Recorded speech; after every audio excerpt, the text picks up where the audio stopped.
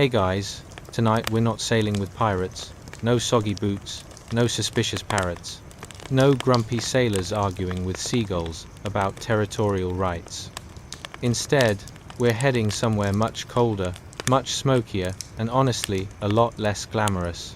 Straight into the Iron Age, north, a world where winter wasn't a season, but a personality. And that personality was, I hope you like frostbite. Tonight, we're drifting into the lives of Scandinavians who spent half the year wrapped in darkness, living in long houses full of warmth, family, and smoke thick enough to season your lungs like a cast iron pan.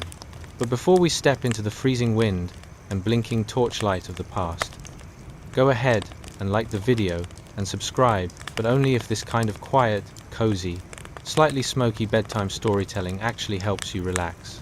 If not, no worries. Even Iron Age Scandinavians didn't get along with everyone, especially not neighbors who borrowed your firewood without asking. Leave a comment telling me where you're listening from and what time it is for you right now. It's always 2 a.m. somewhere, and if you're here, you're probably trying to fall asleep to the reassuring thought that at least you don't have to survive a winter where the sun barely shows up and your house doesn't even have a chimney. Now dim those lights. Switch on a fan for that soft white noise breeze. Get comfortable, and maybe tuck your feet under a blanket, not because of rats this time, but because an imaginary Norse house spirit might decide your toes look like snacks. Unlikely, but history has taught us to never underestimate ancient folklore. Let's pause for a moment. Have you ever wondered what life actually felt like in a world where dawn barely existed, where days were blue-gray smudges, nights lasted forever, and surviving until spring required a level of toughness that would make even modern gym bros rethink their confidence? What did it feel like to wake up in a longhouse full of smoke, to breathe air that tasted like burnt pine and desperation, to step outside into a cold so sharp it felt like the wind had personal opinions about your life choices? What did it feel like to gather around a fire with your family, your animals, your tools, and your sanity all stored in the same smoky room? To rely on wool, wood, bone, and pure stubbornness in a world where the weather was basically a hostile god? Tonight, we're going to drift gently into that world, not to romanticize it, not to fear it, but to feel it softly the way embers glow in a dim longhouse, the way snow presses against the walls, the way survival becomes a rhythm as steady as breath. So take a slow breath in, let the noise of your day fall away, and imagine a world of frost, fur, firelight, and quiet determination, a world where people didn't just survive winter, they learned to live inside it. Settle in, close your eyes if you haven't already, and let the story begin. Chapter 1. The morning that never really dawned, and now, as your breathing slows and the noise of your day fades into something distant and harmless, let's drift into a world where morning doesn't begin with sunlight, but with smoke. Picture this. You wake inside a longhouse, not a cottage, not a cozy cabin with windows and birds politely tweeting at you. A long, low, timber-walled shelter buried beneath an endless Scandinavian winter where dawn doesn't arrive, it only lightens the darkness slightly. It's pitch black, not lights off, dark. Not, I closed my eyes dark. This is the kind of darkness that feels solid, like it has weight, as if the night itself has settled on your chest like a sleepy cat refusing to move. The air is thick, so thick you can almost feel it brushing against your skin. Smoke has filled the longhouse through the night, creeping into your hair, your blankets, your lungs, curling and coiling beneath the rafters, because there is no chimney, only a hole in the roof that the smoke sometimes decides to use. Your eyes sting. Your throat prickles. Your first breath of the day tastes like you tried to inhale a campfire. Around you, you hear coughing the soft chorus of a family waking not because they are rested, but because their lungs have politely requested fresh air before staging a protest. Someone shifts beside the hearth. Someone else grumbles beneath a fur pelt that smells like a very opinionated sheep. A baby whimpers. A dog gives a half-hearted thump of its tail, then immediately reconsiders the effort. Outside, winter presses against the walls, not metaphorically, but literally. Snow heaps high against the sides of the longhouse, like the landscape itself is trying to smother the living. Inside, the warmth is precious, but it comes at a cost. The fire, banked low through the night, has kept frostbite from claiming fingers and toes, but it has also turned the air into a smoky stew of survival. Someone stirs the embers. A faint orange glow flickers to life, not enough to see, but enough to suggest that light still exists somewhere in the universe. Slowly, very slowly, shapes emerge. Wooden beams, blackened by years of soot. Sleeping platforms lined with straw and rough wool. Drying herbs dangling overhead like ghostly foliage. And the faint outline of the roof so dark and smoky it feels like the sky has been pulled indoors. You sit up, wrapped in layers of wool and animal skin, the kind of clothing that weighs about as much as your sense of responsibility. Your hair smells like burnt pine. Your breath clouds in front of your face, even though you're technically indoors. This is morning in the Iron Age. No sunrise, no coffee, no gentle playlist of acoustic guitar. Just smoke, cold, creaking timbers, and the quiet realization that your ancestors were far tougher than you will ever need to be. And yet, there is comfort here. The warmth of bodies huddled together, the soft crackle of rekindled flame, the familiar smell of wool, wood, and yesterday's stew. The knowledge that outside, winter rages, but inside, you are alive, you are together, you are enduring. In the dim glow, someone mutters a joke, a child giggles. A pot begins to warm over the flame. Life continues. Because survival, here, is not dramatic. It is ordinary, daily, persistent. So, as you drift deeper into this smoky, ancient darkness, feel the resilience in the air, the quiet strength of people who woke every day to a world, trying its best to freeze them solid and carried on anyway. Breathe in slowly. Let the longhouse settle around you. Let the smoke thin, the warmth grow, and the day begin not with sunlight but with endurance. Chapter 2, The Longhouse, a chill-proof retreat. Hey guys, welcome back to yet another episode where we dive into something cozier than a wool sock-clad foot massage, life inside an Iron Age Scandinavian longhouse. Tonight, imagine huddling with your neighbors, each of you armed with tales of frostbite, confronted by the very real, bone-chilling cold just outside. Yes, tonight's story brings you shrink wrapping your attire in layers of wool while the dark pulls you into its icy embrace. Before we take a frosty plunge into the Iron Age, a reminder, if you find this escapade mildly amusing, and I hope you do consider giving us a thumbs up, subscribing, or leaving a comment as long as you genuinely enjoyed this ride into the past. Feel free to spread the joy like, you know, a rather tacky blanket at a family reunion. Now, let's get real. Ever found yourself in an awkward snuggle session with a couch full of relatives during Thanksgiving? How about trying to have an honest conversation about personal space while keeping a pet cat from stealing the roast? Well, buckle up, because you're about to experience a family reunion on an entirely different level, one with no escape routes, no cozy corners, and an intimate smell that can only be described as aromatic survival, a mix of wood smoke, wet sheep, and last week's stew. Congratulations, you've just awoken in 200 AD. It's not a 5-star hotel. In fact, you walk into a longhouse so cozy it makes you question your life choices. The moment you enter, you're greeted not just by the ambient glow of the fire in the hearth, but by the cacophony of family life and, of course, the unfortunate side effects of cramped living arrangements. Senses fully engaged, you feel how the walls of woven wood and mud close in, embracing you like a smothering hug from a particularly needy aunt who refuses to let go. Surrounding you are fellow villagers, 40 of them. To be exact, each an army of survival, clinging to life, warmth, and the stubbornly half-eaten pot of stew simmering in the corner that no one wants to claim responsibility for. Let's talk about that stew. Oh, that glorious concoction. What's in it, you ask?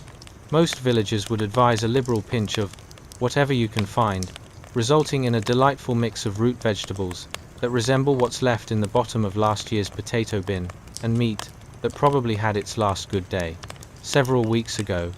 You're not sure if that twisted carrot in the pot is a vegetable or just the last remnant of a particularly ambitious beetle. Your heart agrees to like it, because, well, it's boiling in the fire, and starvation is a more imminent threat than a slightly questionable stew.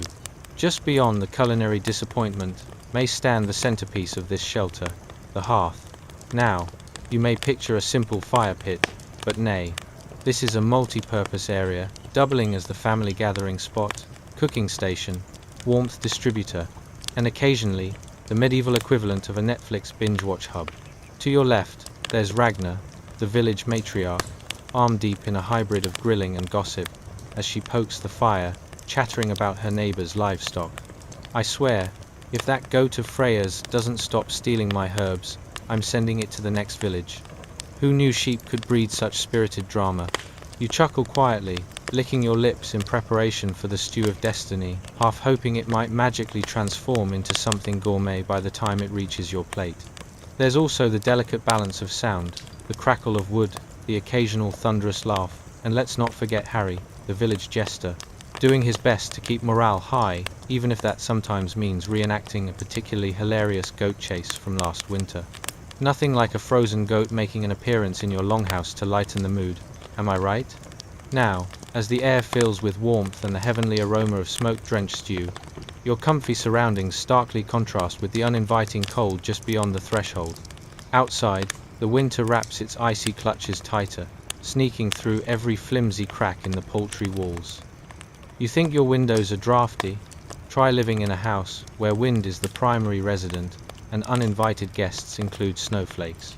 Every gust is accompanied by a firm reminder of the ever-present risk of frostbite or, at the very least, a rather nasty cold that transforms your nose into a rather grotesque shade of blue. Inside, people huddle together, wrapped in their rough spun wool, reminding you that the true secret to warmth isn't just layered clothing. It's loving thy neighbor, even if that means sharing the last spot near the hearth. And let's not forget the thrill of indoor teamwork.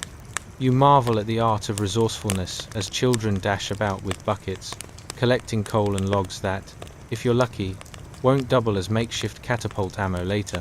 It's like a bizarre game of dodgeball, but significantly less organized and with more potential for injury. So, as you settle into the depth of this camaraderie-laden longhouse and the evening drags on, the genuine warmth of humor, survival, and questionable recipes fills the air. You soon realize that surviving the chill isn't just about stuffing extra hay under your tunic. It's about catching up with neighbors, sharing the joys and pains of life together, and hoping nobody delivers a knock-knock joke about frostbite that inevitably leads to the uncomfortable realization that someone actually knows too much about frozen toes. In this snowy paradise, remember, the longhouse may feel small, but in spirit, it's as wide as your imagination can carry. With laughter as your blanket and stories steeped in resilience, sleep well, dear listeners. May your dreams be wrapped in warm furs, more delightful stew adventures, and, of course, inventive plots involving goats and not-so-great cooking experiments. Asterisk, asterisk, Chapter 3. Bejon's Rough Awakening asterisk. Asterisk. Hey guys, welcome back to our cozy time travel journey through history. Tonight, prepare yourself for a frosty escapade that's more chill than your high school science teacher on a caffeine deficit. We're diving into the world of Iron Age Scandinavians, where snowflakes were plentiful and soft beds were as elusive as a unicorn on roller skates. Make sure to like, subscribe, and comment below only if you actually enjoy what you hear, of course. No pressure. Now, dim those lights, set your fan to a comfy breeze, and get yourselves snuggled in. Have you ever wondered what it would be like to wake up freezing your toes off on a bed of straw, while your biggest worry is not being devoured by wolves? Are the sheep warm enough to share your blanket? What do you wear when your cloak smells like it just ran a marathon through a goat farm? Let's face it, would you trade your electric blanket for a sack of hay? Spoiler alert, you probably wouldn't. Congratulations, you've just woken up in 200 AD. Or, as I like to call it, the year everything was slightly less comfortable and incredibly more woolly. Picture this. You lurch awake on a rough pile of straw, and there's your new best friend, 14-year-old Bjorn, shifting uncomfortably beside you, not on a memory foam mattress, mind you, but rather on what feels like an angry cactus dressed as bedding. The coarse fibers of his straw mattress are doing their very best to serve as both pillow and gentle torture device. It's not your average evening of sleep, it's more like a medieval thumb wrestling competition with an especially prickly opponent. Bjorn grunts, adjusting his coarse wool tunic, fully aware each movement sends a bundle of straw cascading around him, Like a foreign snowstorm, an unusual sequel to an Instagram filter you didn't ask for. Now, it's winter in Scandinavia, and the air is as crisp as your 10-year-old car's brakes when driving over the fjord's icy slopes. As you listen to the sounds of the outside world, there's the faint echo of your neighbor's goat bleating mournfully. You can't help but wonder if the goat has any idea how lucky it is to sleep on a bed of hay instead of this irritating, scratchy, tumbleweed impersonation of a mattress. But let's be real. Winter during this time was about as inviting as a dentist's waiting room. Bjorn's home isn't the cozy Scandinavian escape you'd expect from Pinterest. No, it's a single-room structure, not so much a house, as it is a multifaceted draft factory. The walls are made from the tallest tiles crafted from wattle and daub, which is a fancy term for we shove some sticks in mud, and voila, welcome to your frigid abode. Unfortunately, these walls, bless their wooden hearts, seem to be in a perpetual battle with the winter storm outside. Right now, that same wind is sneaking into Bjorn's living nightmare, teasing the edges of his hastily patched cloak and whispering sweet nothings about frostbite. Every breath he takes is flavored with that delightful mix of cold air and unidentifiable animal scents, a scent that can only be described as medieval surprise. And if you're thinking that escaping this winter horror requires a quick dash to the warmth of the fire, think again. The hearth isn't just a cozy gathering spot. It's the epicenter of a smoke cloud that would make any camping trip look like a vacation in the Maldives. The smells of burning wood drift cheerily about, mingling with the delightful scent of, well, fill in the blank. That could either be cooking porridge, or whatever else Bjorn's mom is trying to turn into dinner. How's your dinner tonight, Bjorn? You may ask, only to have Bjorn shrug and glare at that bowl of unidentifiable mush. You can almost hear him thinking, ever tried to make soup with frozen bones? It's like cooking with your eyes closed while wearing mittens. And yet, dinner is dinner, and a surprisingly entertaining affair if you overlook how hard it is to chew with frozen teeth. But wait, there's more. Since we're basking in the creativity of survival, let's take a moment to address the unsung hero of winter resilience, Bjorn's trusty wool tunic. It's the only thing standing between his skin and the Arctic nightmare outside.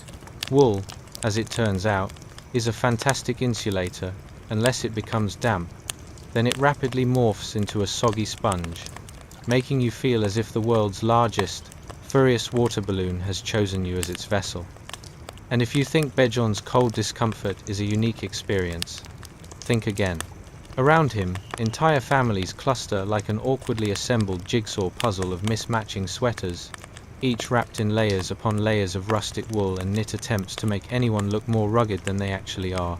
It's both laughable and downright heartwarming to see them huddled together, creating a very inventive form of human insulation. Ah, family bonding through mutual frostbite. You might muse, if only they could win a collective prize for the innovative use of wool, who wouldn't want that on their trophy shelf?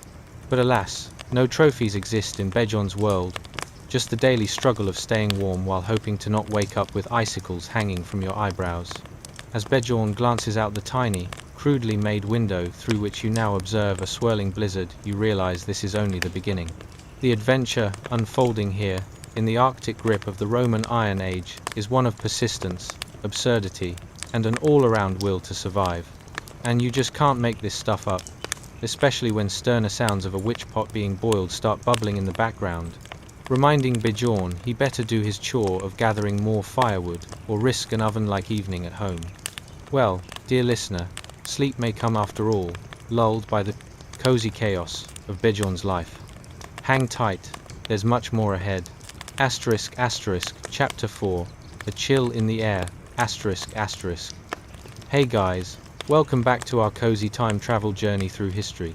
Tonight, we're diving headfirst into a winter wonderland that's colder than your last Tinder date. Welcome to the bone-chilling realities of Iron Age Scandinavia. Just imagine waking up next to a sheep who has far better insulation than you do. There's young Bjorn, your new friend, snuggled next to his 2-year-old sister, dead asleep and emitting adorable little puffs of breath. Meanwhile, outside the walls made from mud and sticks, that's wattle and daub to you frost, clings to every surface, like an overzealous mother trying to hug you on your way out the door. As you settle in, make sure to like, subscribe, and comment below only if you actually enjoy what you hear. No pressure, right? Now, dim those lights, snuggle up under those blankets, and get comfortable. Picture yourself in a time when the only electric blanket was the fur of a startled goat, and your biggest worry was a sudden snowstorm, adding a few feet of snow to your already unpleasant morning. Have you ever wondered what winter mornings were like before central heating? What if waking up meant battling icy winds instead of an alarm clock? Seriously, skiing to the bathroom wasn't just a cute metaphor back then, it was the daily reality. Now imagine digging through a pile of scratchy straw and wrestling with woolen layers that smell like they've been marinating in yesterday's stew. Is that smell dinner or a long-lost sock? Who's to say? Congratulations, you've just woken up in 200 AD, or as I like to call it, the year when cozy and winter were in a long-term feud. The tiny hovel you find yourself in is about as well insulated as a yurt made of Swiss cheese. You shift slightly, and your body is immediately reminded of last night's pig wrestling competition, at least that's how you like to explain the bruises. Now, let's set the scene. Inside Bjorn's home, the air is filled with the comforting scent of, well, let's be honest, it smells like a curious mixture of wood smoke, damp straw, and who knows what from last week's dinner. The flickering light from the fireplace reveals a layer of soot that clings to the walls like a stubborn houseguest who refuses to leave after a party. With every shiver that runs down your spine, you wonder how Bjorn and his sister can sleep peacefully, puffing little clouds into the frozen air like tiny, wool-clad dragons. And to top it off, his woolen tunic could probably stand up and walk away on its own. It smells that richly of, let's call it mystery aroma. Usually, a winter morning calls for hearty porridge, which Bjorn's mom happily stirs over the fire, but luck may not be on Bjorn's side today. Ever tried porridge made from the last of last year's grain? It's like trying to consume a very determined brick. But to be fair, breakfast at Bjorn's place is nothing short of comedic curiosity. Every morsel is an adventure, a riddle wrapped in mystery seasoned with yikes, did I just chew on something crunchy? It's like starting your day with more uncertainty than an unscripted reality show. How do you make porridge with frozen grain? Answer: very carefully. Now to the cold. Oh, the cold. It doesn't just perch outside, eagerly waiting for you to leave the warmth of your blanket. No, it sneaks in like an ex during the holidays, slipping through the tiniest crack and wrapping you in its icy embrace. You can practically hear it laughing every time you take a breath. Bjorn, with all the wisdom of a 4-year-old trying to look cool, mutters, "Just breathe, it's like inhaling a popsicle." Note to self, never take advice from a kid in a wool tunic. As you glance around, you'll notice that Bjorn's family members are huddled together, barely clinging to comfort, each one a bundle of mismatched woolen layers. It's a sight worthy of the best family portraits from the 1800s, if they could go back in time, that is, and take this photo shoot in a properly heated studio. Their woolly numbers provide a semblance of warmth. After all, layers, much like bad decisions, can at least help you feel a bit better, even when you end up with a feeling akin to being trapped in a sheep's embrace. The little sister stirs as you wonder how she manages to stay warm. She must be channeling some ancient Scandinavian warmth magic, or simply the warmth of company, albeit a bit smelly and chaotic. And then, the unexpected happens. Bjorn awakens. He squints through the dim light, adjusting to the brightness like a cat confronted with the glaring sunlight. He cracks a smile that says it all. Another day to survive this chilly circus. The thrill of winter survival is upon them all, combined with the mental gymnastics required to begin the day in such wonderfully rustic fashion. But wait, it's time to gather more firewood. Bjorn realizes he has to venture out into the freezing abyss that is to say, the backyard, which is, let's face it, an ice-covered field with the additional hazard of sheep lurking around, eager to share their opinions on his choice of tunics. So, as Bjorn reluctantly moves through the tiny door, the smell of fresh air hits him like a brick wall, refreshing, but also the cold slap of reality. Outside, it's a whole new level of chilly chaos.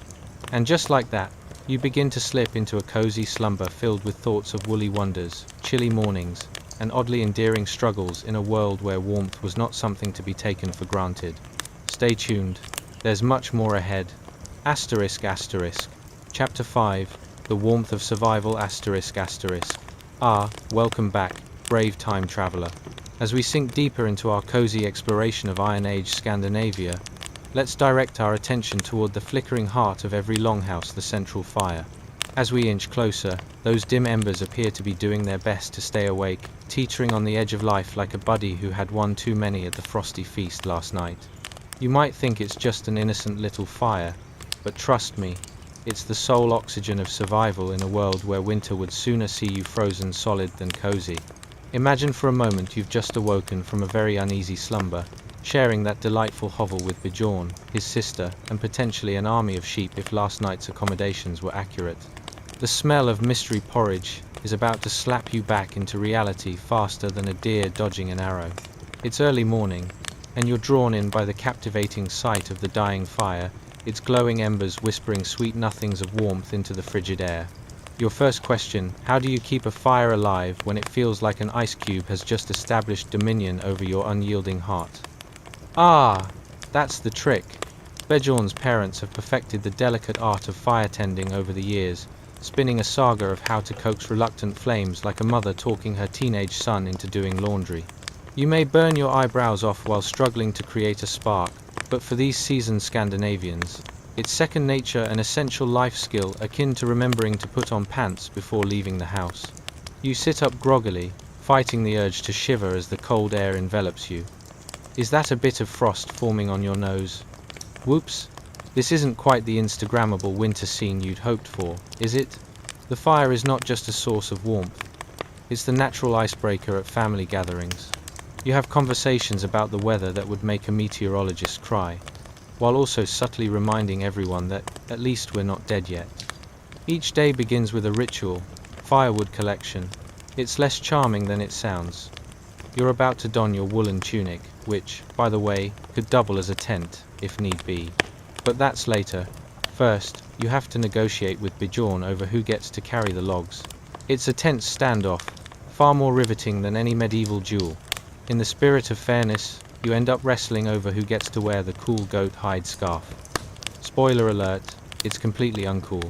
It smells of adventure and a week-old fish head, with a strong undertone of, "Did little Bessie just sit on it?" Now picture Bjorn flinging the door open. A rush of icy air goes swooping in, making your skin prickle like a squirrel that just heard a very bad pun. The backyard is an endless wonderland of white, glittering frost, each flake a reminder that, hey, nature really doesn't care about your existential dread. It's playtime, much to the dismay of your fingers, which have just about given up on the idea of function.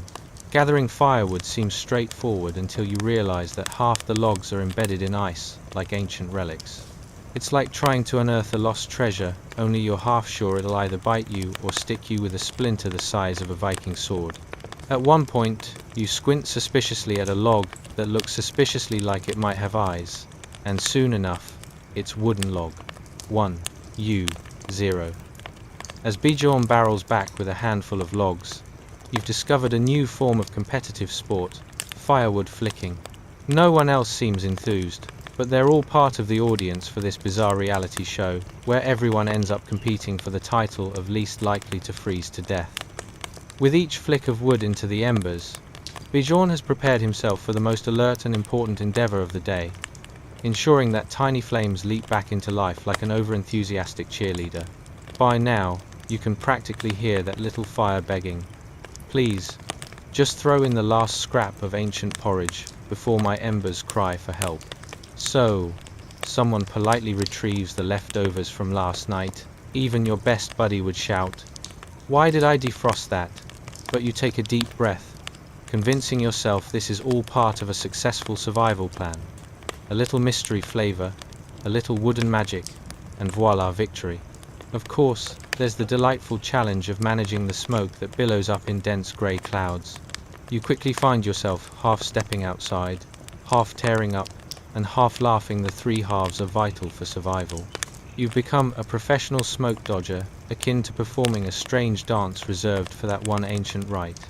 Not that anyone has a clue about the moves, but you try to look graceful, flopping like a confused fish while waving your arms in a peculiar ballet of disaster. Just think of it as your own personal winter workout with an icy twist. Who needs a gym membership in such a setting anyway? Am I right? At last, you're rewarded with the satisfying crackle of the fire coming back to life. Victory tastes sweet, if roasted goat hair could produce such a thing. Gathered with the family cozying up like marinated fish on a platter, you finally understand the essential truth of this world. You can struggle, shiver, and roll your eyes in the frosty cosmos, but if that little cherished fire is still breathing, every day is an adventure in survival. So, as you sink back into the warmth of imagination and let Bjorn and his family's plight carry you through the night, prepare to chuckle into blissful slumber at the absurdity of it all. Just know that amidst the smoke, chuckles, and wood-splitting gymnastics, life in Iron Age Scandinavia has a way of wrapping around you, much like that ridiculously oversized woolen tunic, pretending to be stylish.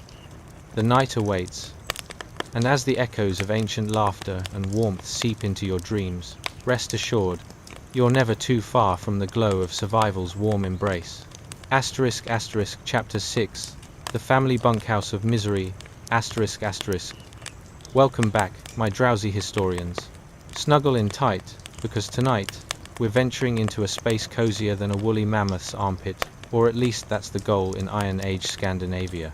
Imagine a longhouse, vast and sprawling like an old sweater that your grandmother insists on knitting you every holiday season. Here, families and livestock alike crammed together to brave the bone-chilling cold because sometimes, huddling with your neighbor's goats is the only way to stay warm. Now, picture this. You've just rolled onto your cozy, straw-stuffed bed, which is basically where most of the family takes up residence. And by family, I mean everyone from little Bjorn to great-grandma Gudrun and the occasional pig that thinks it's part of the clan. The walls are built of woven branches and clay, a millennia-old version of thickening the plot and doing its absolute best to hold back the relentless gusts of winter. The lowing of cows provides a bizarre soundtrack to the daily hustle and bustle, and these sounds mix with the faint, inevitable scent of smoke wafting from the fire, a smell you've grown to embrace, like a smelly old friend at a party. You might wonder if it's ever awkward sharing a space with a herd of animals. It's more than just awkward. It's like being at the family reunion nobody wanted to attend. Picture sitting down for dinner with a pig named Porky and trying to convince your family that, yes, that's a new recipe rather than last week's mash finely disguised. Honestly, it could be worse. Porky could be judging your potato-toting skills. Speaking of potatoes, let's not forget the abundant pleasures that accompany this exquisite arrangement. The aroma of breakfast this morning is somewhere between mystery porridge and a faint whiff of regret. As you lean closer, you can practically hear the grains protesting from their ancient pot. Help us. We weren't meant to be this mushy. It's like a culinary betrayal of epic proportions, but alas, you've accepted your fate as the official sampler in residence. Now let's discuss the intriguing concept of personal space in a longhouse. You could say it's almost non-existent. The warm air rises, the smoke dissipates, and before you know it, you're accidentally mingling with a goat that insists on headbutting you for apparent scratchies. Is that friendship or merely a warning? It's tough to say, but communication has never been clearer. Bjorn's sister, on the other hand, seems to enjoy her personal bubble of solitude amidst the chaos, shoving Porky away with a disgruntled sigh as he tries to commandeer her portion of breakfast mush. As you settle back into your luxurious straw domain, just remember how resourceful these folks are. It's essentially a crammed survival reality show, with participants expertly avoiding frostbite while juggling barnyard responsibilities. The inevitable question arises, how do you handle nighttime duties when the open-air restroom is effectively a frozen tundra? It's less about dignity and more about speed. You stealthily dodge the gaze of family members who might already be snoozing, dreaming of far-off lands without the scent of sheep and smoke clogging their nostrils. It's a high-stakes game of who's more frozen, as you fend off glaciers creeping up your woolen tunic. A peculiar smell wafts in from the corner. Ah, yes, the earthy aroma that everyone pretends not to notice, collected from the fine balance of children's mischievous antics and Pigsaurus rex's various contributions to the compost pile. It wafts candy-like into the air, just shy of a foul mood or a sudden understanding that sometimes, realizing what you're inhaling is a bit too much sensory data to digest. Let's not forget the awkward family dynamics that unravel like an unspooled skein of yarn on an enthusiastic cat. You, dear listener, may experience some common family struggles during mealtimes. Picture crouching within arm's reach of your brother and his lingering fishy aroma that wafts through the longhouse like a peculiar cologne. Even more unsettling, everyone shares every morsel, half reminiscing and half re-strategizing their next attempt at avoiding the unfortunate fate of being voted least desirable hog for the winter. And as you find yourself lost in this madness of laughter, you might wonder how the true mystery of survival in Iron Age Scandinavia unfolds. Every day is an epic saga of conflict and camaraderie, where the stakes are as high as the walls. Seriously, these people didn't build them for decoration. The longhouse breathes, exhales layers of existence, and somehow, amidst the smell of wool and wood smoke, you begin to realize a comfortable truth. The snowy apocalypse is just another family cooking night, armed with a plucky spirit, and the occasional riotous laughter, reminiscent of outdated quests undertaken by strong warriors, or at least congratulatory pats on the back for not setting the goat on fire while battling the frost. So, as the cozy conclusion wraps around you, take a deep breath amidst the musings of winter and the calls of distant livestock echoing through these walls. Rest assured that, all together now, truly, you couldn't make this up. Sleep well, surrounded by the warmth of absurdity.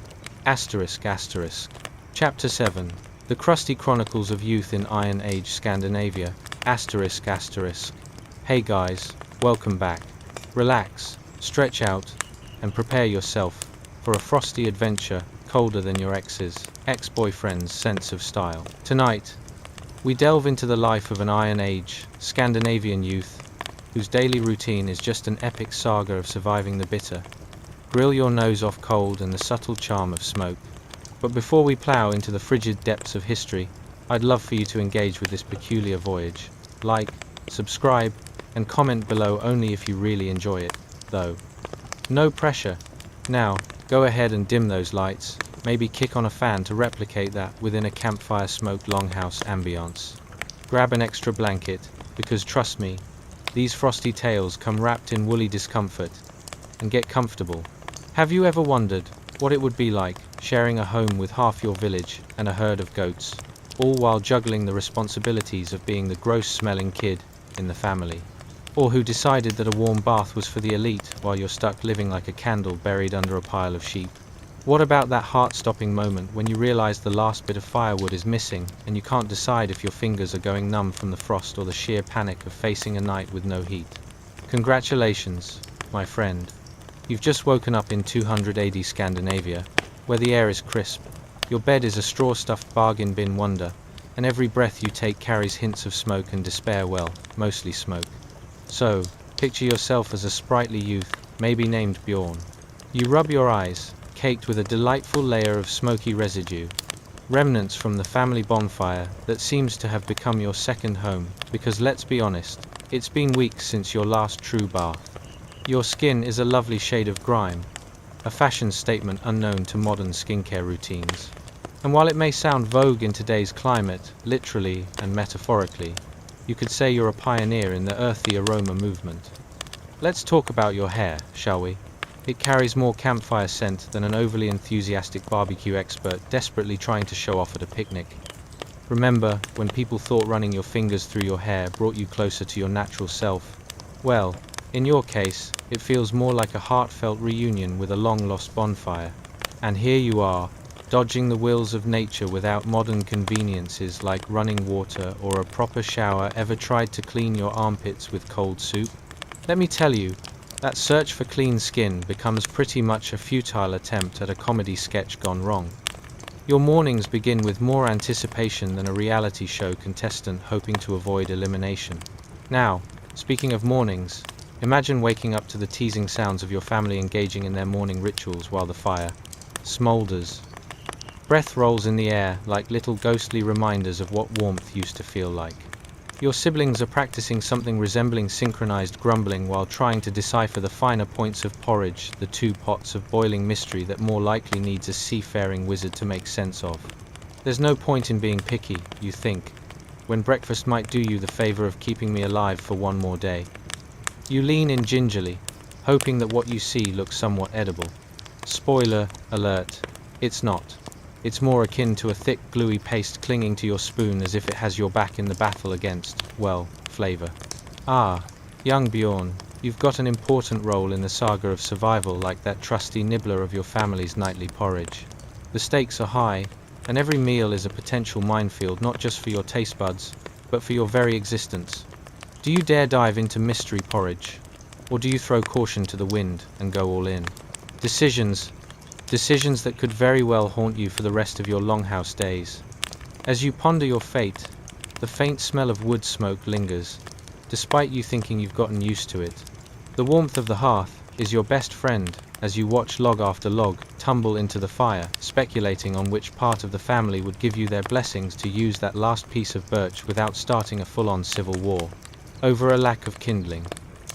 In contemporary terms, it's tantamount to a game of who packs the best snacks for road trips, with severe consequences if you misjudge the snack-to-travel ratio. Every morning brings a new expectation, a roller coaster of potential disaster lurking behind every straw-filled corner.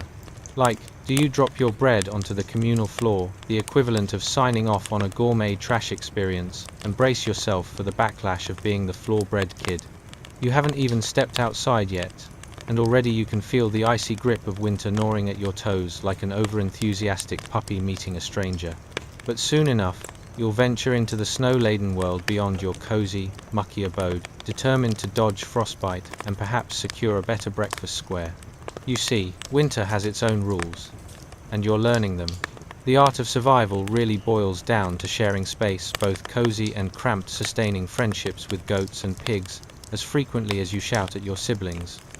Truly, you couldn't make this up. So, as your eyelids grow heavier amid the echoes of laughter and misadventures of youth in Iron Age Scandinavia, be at peace. This journey is but a slice of life, an absurd tale of warmth, camaraderie, and the relentless stench of existence. Sleep well, dear listener. Chapter 8. The Scent of Survival Longhouse Life in Iron Age Scandinavia. Hey guys. Grab a cozy blanket and settle in as we meander through the lingering smells of Iron Age Scandinavia, where life is basically a daily masterclass in living through the overpowering aroma of animal sweat, campfire smoke, and simply, well, grim reality. Tonight, we dive deep into the air thick enough to cut with a bone knife. Trust me, at least you won't have to worry about the waft of last night's dinner lingering in your apartment like an unwanted echo. But first, if you're enjoying this wild ride through history, feel free to like, subscribe, and drop a comment, only if you're genuinely into it, though. No pressure. Now, dim the lights, crank on that fan to simulate the brisk atmosphere of a smoky longhouse, and get comfortable. Perhaps make yourself a cup of something warm, though I wouldn't exactly describe your upcoming experience as a Michelin star meal. Imagine now that you're snug in your longhouse, named Freya, or something equally fitting for an epic survival story. You're surrounded by the heady scent of your distant relatives, which is so strong it practically has its own poster by the door. I'm talking about the aroma of everyone's combined smoky breath, mixed with the delightful musk of a dozen goats who clearly didn't sign up for group living arrangements. Now let's ponder some curious questions. What was it like deciding whether to breathe through your mouth or your nose when all options involved a gamble on someone else's supper? Ever wondered what genius thought that being packed like sardines with half your village was a prime real estate opportunity? Or who determined that a few cozy blankets over straw beds would be considered a 5-star experience? Spoiler alert, it was probably Bjorn, the kid who spent a bit too much time getting cozy with the piglet. Congratulations, you've just awakened in the year 200 AD, a magical time where breathing is an adventure and washing is fantasy. Surrounding you is a longhouse that is less perfect dwelling and more like a low-budget camp project gone awry. This massive timber structure is teetering on the edge of structural integrity. If it were any more rustic, it would have its own Instagram page dedicated to post-apocalyptic vibes.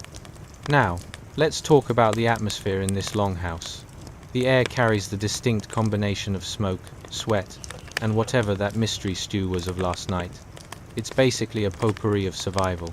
The fire in the hearth is like an overworked co-worker, struggling to keep everyone warm while filling the room with enough acrid smoke to make you question your life choices. But oh, that glorious warmth.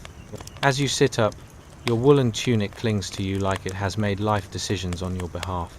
The straw bed beneath you has transformed into a delightful nest of assorted smells, primarily consisting of whatever the animals have generously left behind, and as you wiggle your toes, you realize they are no warmer than the outside air. Breathe deeply, and you'll likely notice the lingering traces of last week's fancy porridge. You were told it was a feast. All that remains is a thick, gluey residue clinging to your taste buds. Breakfast is on the agenda, and trust me, it's going to be more interesting than a food truck menu in a hipster cafe. Step outside.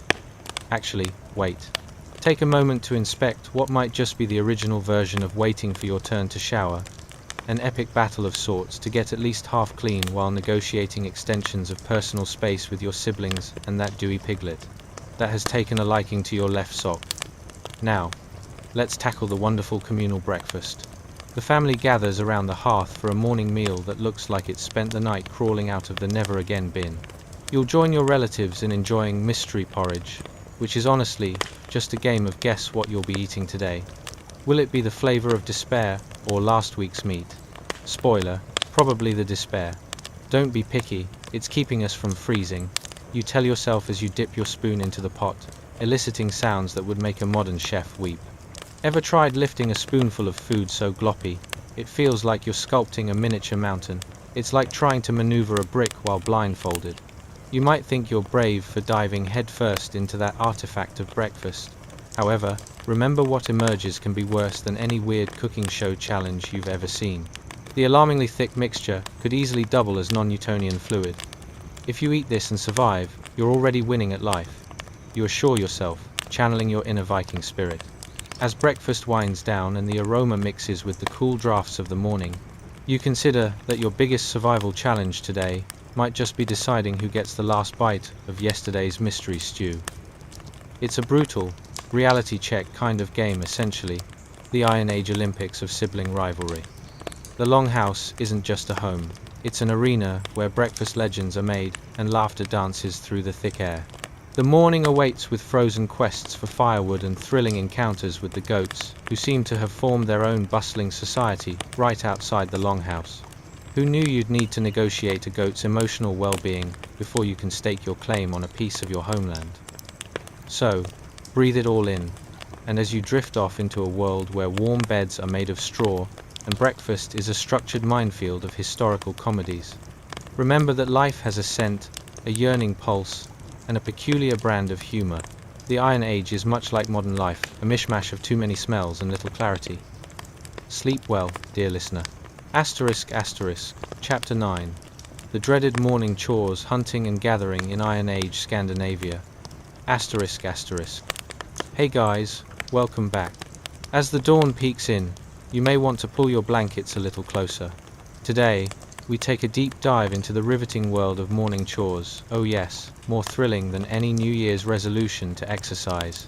Seriously, you'll want to stretch those cozy limbs, because it's about to get as exciting as watching paint dry, except that paint is made of frost, and it might just freeze your fingers off. Let's sink into the reality of Iron Age Scandinavia, where your to-do list consists of delightful tasks like hauling water, chopping wood, and wrestling goats. Yes, wrestling goats, a sport they absolutely did not have in the Olympics of the time. Remember to like, subscribe, and drop a comment if you're vibing with this exhilarating journey. But only if you genuinely enjoy it. We're not dragging anyone into the world of mildly interesting history against their will. So, dim those lights, maybe crank on that fan to emulate a chilly morning breeze, and prepare to slip into your Viking boots. Ever wondered how ancient Scandinavians woke up in the dead of winter? Spoiler alert, they didn't have snooze buttons or fluffy slippers. Instead, just think of it, as waking to the sound of your own snoring and realizing you've turned into a mini ice sculpture overnight. Congratulations, you've just rolled out of bed in 200 AD, and as you stretch, your body's response feels less like, ah, a new day, and more like, help, I'm encased in frostbite. You glance around the longhouse, half expecting the cattle to be lining up in a Starbucks-like order for breakfast. You plaster on a smile and greet the day because that's what your ancestors would have wanted, right? Swoosh. You're out the door, instantly hit with the brisk chill that feels like you've face-planted into a snowbank. The sky stretches above you like a bruised fruit, turning grey and ominous. Your first task? Fetching water. You plod over to the nearby stream, which has questionable levels of hygiene. Ever try washing your face in water colder than your ex's heart? Picture this, you're standing there, water splashing like a high-stakes game of dodgeball, and all you can think is how you'd trade half your goats for a hot shower. Here's a fun fact, there would be absolutely no hot showers today either. Let's talk about the thrill of fetching water. It's not like a charming afternoon with friends. It's a contest showcasing your ability not to slip on ice, spill, or drop your bucket into the icy abyss. And God forbid you've got a few mischievous goats trailing you like 5-year-olds at the candy store. You can lead a goat to water. You murmur under your breath, but you can't make it stop chewing on your cloak. Ah yes, goats, the original fashion influencers, warning you in advance that your coat is a whole snack. Once, you've achieved the remarkable feat of hauling water back without drowning in your scarf. It's time to tackle the pleasant task of chopping wood. Because, of course, you need enough firewood to keep your longhouse toasty warm, despite the fact that you feel like a frostbitten marshmallow just standing there. Ever tried swinging an axe while regretting every life choice that led you to this moment? Look, everybody. I'm on the wood chopping Olympics team. All I need is a motivational goat. There you go, you've just achieved your own form of sport called Guess Who Can Lose a Toe First. But alas, the real fun begins after breakfast. Ever tried cooking with a fire that's starkly chasing your dreams away? You gather your family for a delightful communal meal that's about as appealing as cardboard soaking in vinegar. Welcome to Mystery Stew. Now with extra dread. As you stare into the pot, you wonder if the last meal was determined by a particularly ambitious goat. You dip your spoon in, and it's like wading through lava, but hey, at least it's hot. Now that you've fortified yourself with dubious calories, it's time to venture out for the day's most intriguing challenge, gathering food. You'll need to hunt or forage. Trust me, calling it shopping would imply a level of comfort akin to browsing the snack aisle at your local grocery store. Here, the animals don't just stand still for inspection, and there's no aisle 7 for convenience. Imagine scanning the snowy landscape for a dinner option. Do I go for the rabbit, or perhaps a delicious mystery berry that might just be poison? Life decisions.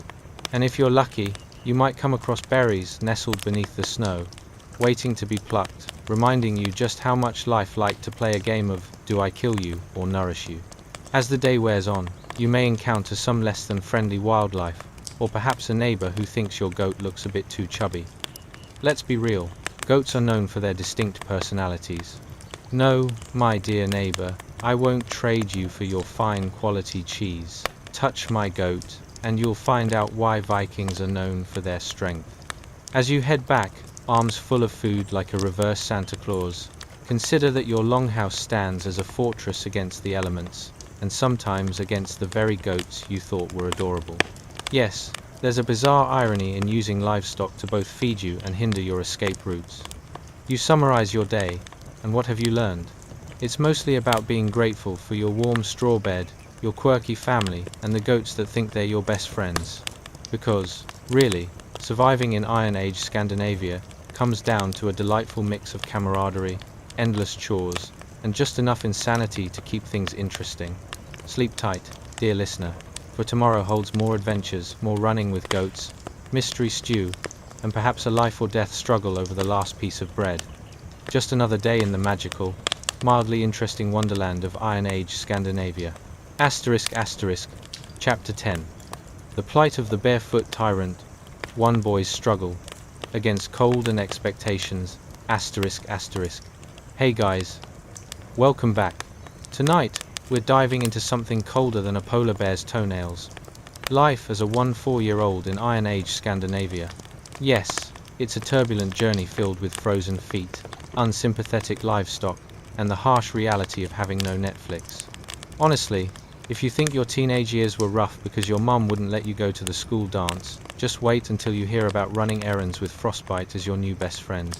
So, if you haven't done so yet, now's the perfect time to grab your cozy blanket, or, at the very least, something that slightly resembles clothing. Like and subscribe if you'd like to keep journeying through mildly interesting history though, only if you actually enjoy it. Picture this. It's 200 AD, and you wake up wrapped in the soft embrace of goose feathers. Oh wait, no. That's just cold air nipping at your skin. You glance around your longhouse, half expecting to find a herd of goats waiting to join you for breakfast. Instead, all you see is a sparsely furnished room, likely smelling of last night's mystery stew, mixed with the strong essence of, is that my foot, or is it a frozen carrot? So let me ask you, have you ever stood on a surface so cold it felt like Mother Nature was giving you a personal foot massage with ice cubes? Or perhaps you've ever looked down and thought, hey, I'm a teenager embarking on an epic journey, but I can't quite feel my toes anymore. Well, congratulations, you're living your best life as a 4-year-old Scandinavian, standing on packed earth that doubles as a popsicle maker. You're standing there, trying to ignore how your young joints are cracking like an old man who's just discovered yoga. This floor? It's like a frozen hellscape, and you, dear listener, are its unsuspecting victim. Survival is already etching itself onto your body, and you feel less like a Viking warrior and more like a human fridge. And just when you think it can't get worse, you hear the unmistakable baa of the goats, voicing their grievances about their breakfast options, because nothing says family drama quite like an opinionated goat family. Let's talk about your morning routine. Ever fancied having the luxurious choice of whether to wear wool socks or choose to brave the icy floors barefoot and become a living winter sculpture? No? Well, too bad, because your future self begs to differ as the chill of the earth seeps into your bones. You hesitate, and for a moment, contemplate yelling, "I'm not even cold," as a warm-up exercise, even though everyone knows your face has turned into a frozen tomato. And putting one foot in front of the other requires more courage than a dramatic reunion at a reality TV show. You finally manage to shuffle to the doorway, where the wintry wind hits you like a cold slap. In your previously dreamy vision of morning cheer, outside, the frozen tundra greets you like an uninvited guest no one wants to serve tea to. Ever tried to open a door only to unleash a hulking wall of cold? It's like using a can opener on a can that refuses to be opened. Once outside, your first task is to fetch water. And this isn't just any water, it's crystallized hopes and dreams, trapped in a body of ice that could only be more delightful if it were actively melting and accidentally becoming a water slide. You plod over to the stream, convinced that it must be a local river of regret, where every drip tells the story of a peasant's misadventures with frozen fingers. As you fumble with your bucket, trying to remember what ancient wisdom you read about stepping on ice, spoiler, it doesn't exist. A goat sidles up next to you, licking your cloak. Thanks for that, Bessie. I really wanted to be reminded that my life choices have led to breakfast for a goat. But despite the occasional smirks of your misfit companions, you lift your bucket with a newfound sense of, let's call it, determined awkwardness. Success, you exclaim, only to lose your footing and send half the water cascading back into the stream. Bonus points for elegance, right? On your way back, you find yourself almost slipping on your own stylized footwear, which, let's hope, didn't also magically become one with the ice. Now, let's navigate the thrill of wood chopping. Oh yes, wielding an axe in an attempt to supply your longhouse with heat is about as comfortable as sitting on a cactus while wearing denim shorts. If you thought your after-school job was rough, imagine slicing through logs while trying to avoid dreaming about the sweet embrace of warmth. Ever swung an axe with all the grace of a baby giraffe on roller skates? Yes, just like that. Why must the universe challenge my personal warmth? You mutter under your breath, delivering a heady monologue about life choices that could rival a Shakespearean tragedy, only with fewer dramatic soliloquies and more splinters. Finally, you sit down to a breakfast that may require a whole new definition of gourmet. Welcome to Mystery Stew now, with what you're quite certain are yesterday's regrets and some random herbs you'd rather forget. Bon appétit, you declare, as everyone holds their breath, half expecting the pot to rebel against its job. So here you are, dear young Viking, a mere 14 years of age, and you're already an expert in the art of balancing your dignity and a hearty meal that resembles a history lesson gone terribly wrong. Tomorrow, more adventures await, like dodging goats and perfecting your water-fetching routine, because life in Iron Age Scandinavia is the ultimate survival game. You'd better bring your best ice cream scooper for that frozen terrain. Sleep tight, dear listener, and remember tomorrow is just a fun-filled day of butchery and frostbite in the making. Asterisk asterisk, Chapter 11, The Enigma of the Odorous Sheepskin. Asterisk asterisk, hey guys, welcome back to another chilly episode of How on Earth, where even the Vikings are asking, is this the best we can do? Tonight, we journey deeper into Iron Age Scandinavia, where the boys are awkwardly attempting to herd goats, the girls are definitely rolling their eyes at them, and everyone is just trying to avoid frostbite while sporting the latest in hide and collect your smell fashion. That's right, folks, tonight, we discuss the steamy dynamics of sheepskin and its role in teenage angst. Picture it now, you are a young Scandinavian lad, and let me tell you, your morning aroma, nearly as potent as a barrel of fermented herring. But not just any barrel, I'm talking about a barrel nestled in a winter storm while a family of goats debates existentialism next to you. But back to that beloved sheepskin. Why wear it, you ask? It's simple. It could mean the difference between life and frostbite.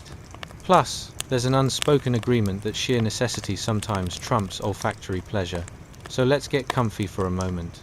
You're huddled in your longhouse, wearing that sheepskin, a clump of fur that smells like a wet dog caught in a rainstorm. Somehow, that dreadful scent is mixed with a hint of last week's dinner. Yes, you can indeed be breathing in the very essence of a sheep that may or may not have been friends with your breakfast. As you pull your trusty sheepskin closer, your nose crinkles in protest. You can almost hear your mother saying, "It's good for you," in a tone that suggests love, but reeks of betrayal. Ever wonder what goes through a sheep's mind while you're wearing its former skin? It's probably something like, seriously, you couldn't at least wash it? Ah, the complexities of sheep relationships. But look at the bright side, sheepskin offers warmth that your wool cloak just can't compete with. It's like wrapping yourself in a blanket of insistent love from an animal that has no idea it's been turned into your protective gear. And let's be honest, the sheep has no vote in this wardrobe choice. The trade-off is pungent, but at least you're not a human popsicle. You're just a little more fragrant than your average teenager oversized ego. Now, let's take a moment to appreciate the fantasy of standard teenage issues in this era. Think about it. Would you rather face the social ramifications of a bad haircut or be caught in the tundra draped in smelly sheepskin? Talk about grave concerns. Seriously though, your social standing is at stake here. The bi-monthly who smells the worst contest. You could win that for sure. Your friends are probably making bets as we speak. Dude, my money's on Olaf, his sheepskin's practically a personality at this point. But survival means looking the part, doesn't it? You need to take on the "I can handle winter like a Viking" look as you march out to make more evening stew. And who wouldn't want their attire judged solely on the "can I withstand an avalanche while being licked by goats" scale? It's a robust choice of armor that also doubles as a sheep tribute. You might as well call yourself the captain of unwashed fleece. As you make your way outside, a chilling gust of wind greets you. It rushes in like your overly dramatic cousin who can't take a hint. All it does is serve as reminder #942 that you made questionable fashion choices. Trying to look cool in this weather is akin to donning flip-flops in a snowstorm, brave but utterly foolish. Now, as you navigate the outdoor terrain, and the ice beneath you resembles a gladiator's arena for your clumsy attempts at balance, you waddle toward the fire pit. There it is, welcoming you like your long-lost friends at a reunion of unflattering fashion choices. Come, my fellow warriors, share in the smoke that lingers like last night's embarrassing dance moves. A gentle reminder that winter really brings out the best in everyone's charm. While hunting down the perfect spot for your next culinary disaster, you can't help but notice the frantic debate among the goats. One is clearly making a case for eating more sheepskin. Come on, they'll never notice if we just nibble on the edges. Seems to be a solid plan. Meanwhile, you yell at them to keep their opinions to themselves. But, Just as you're about to scold the herd, you stumble over a particularly frozen patch of ground and redefine balance in ways that would confuse even the best acrobat. Just another day in the life of a sheepskin-clad Iron Age teen, you mutter through clenched teeth, because who needs an embarrassing goat moment followed by enigma faceplants? Life often hands you quirky occurrences, and this one is just a circus act highlighting your epic battle between dignity and robust survival. And so, dear listeners, next time you see someone struggling to find warmth or balance in a colder-than-life environment, think of you wrapped up in your sheepskin armor, battling the very essence of sheep. May your dreams be filled with the comfort of wool, the warmth of your surroundings, and a faint whiff of airborne goat just to keep it real. After all, who needs the scent of lavender when you can faintly smell the playful antics of farm life trailing behind you? Sleep tight, and don't let the frozen goats bite. Asterisk, asterisk. Chapter 12. Firewood and the art of not freezing to death. Asterisk, asterisk. Hey guys. Welcome back to another super chill episode of How on Earth, where even the firewood seems to be asking itself, is it too late to call in sick to winter? Tonight, we dive into the frosty world of Iron Age Scandinavia, where survival tips are as common as frozen noses and questionable dance moves at family gatherings. We'll explore how our Scandinavian pals kept warm without so much as a hot cocoa in sight. So, grab your imaginary sheepskin, dim the lights, and slip into something that smells like last week's dinner, because here's where the comedy begins. But first, have you ever wondered what it's like to wake up and realize that your house is colder than your ex's heart? Or how about this? Have you ever thought about how awesome a lumberjack's job would be until you realize you can't even chop wood without freezing your fingers off? Honestly, what were these poor souls doing for entertainment? I mean, sorry, I can't go out tonight. I'm busy trying to avoid frostbite. Sounds like the worst excuse ever. Congratulations. You've just woken up in 200 AD. And let me tell you, the weather forecast is bleak, or as bleak as your neighbor's homemade barley ale. So, you rise from your straw-stuffed bed like a zombie trying to decide whether to seize the day or crawl back under the blankets. Spoiler alert, crawling back isn't on the agenda. The fire in your hearth is barely alive. More of a suggestion at this point, whispering, I could be warm, but I won't. Let's talk about firewood.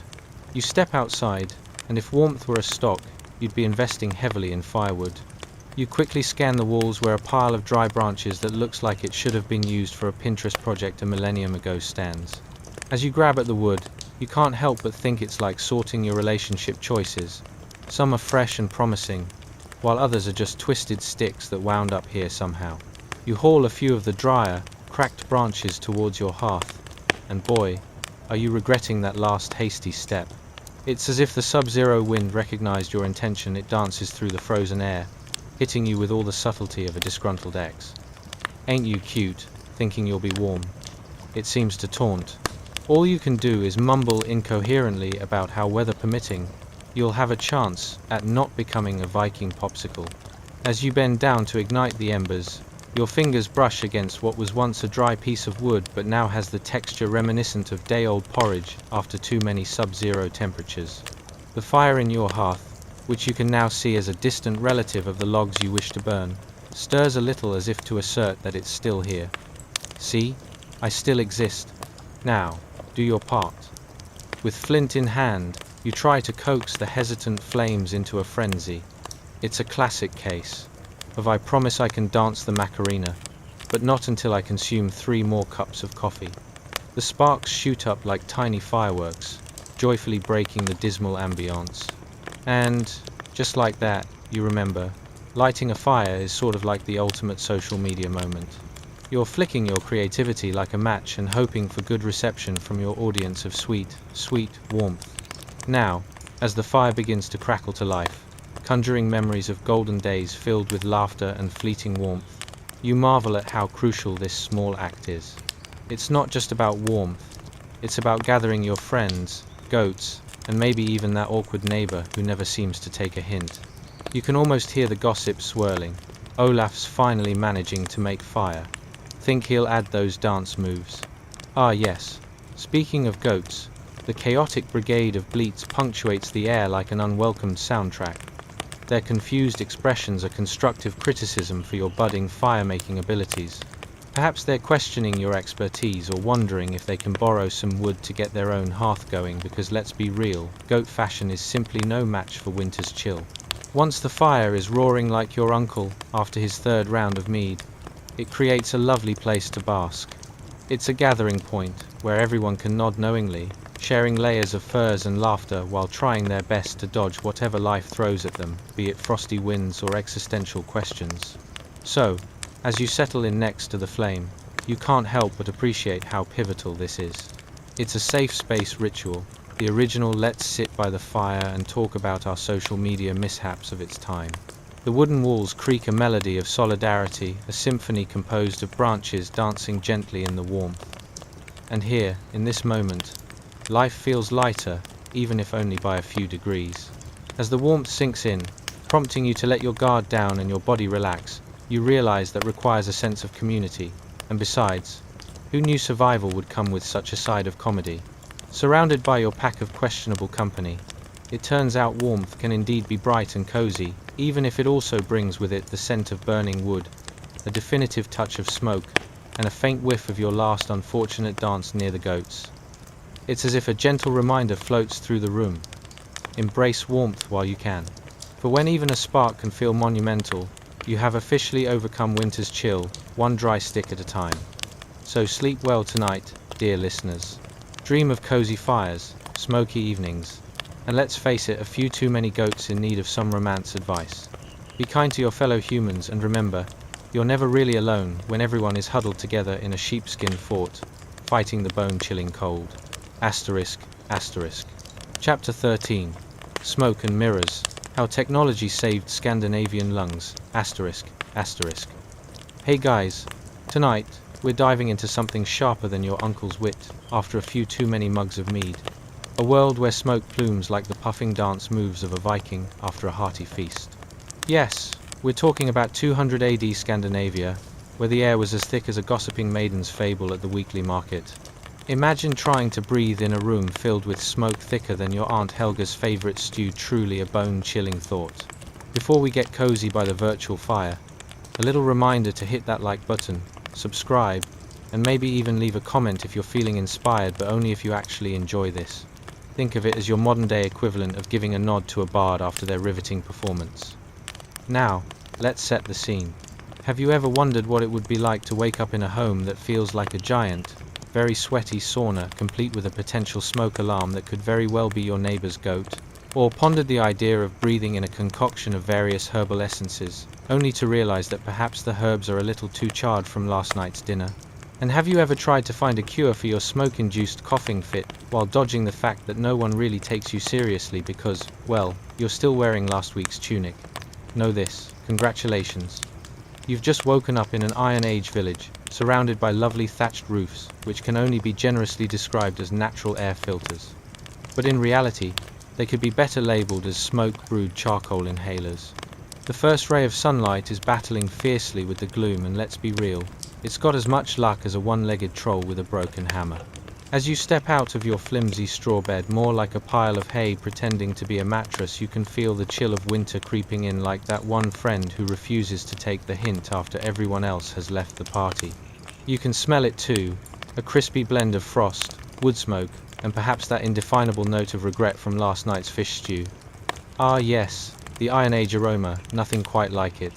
While you breathe in deeply, almost too deeply, and attempt to enjoy the ambience, you hear that familiar sound, the thwack of a tool striking wood, echoing through the village like the excited chatter at a knitting circle.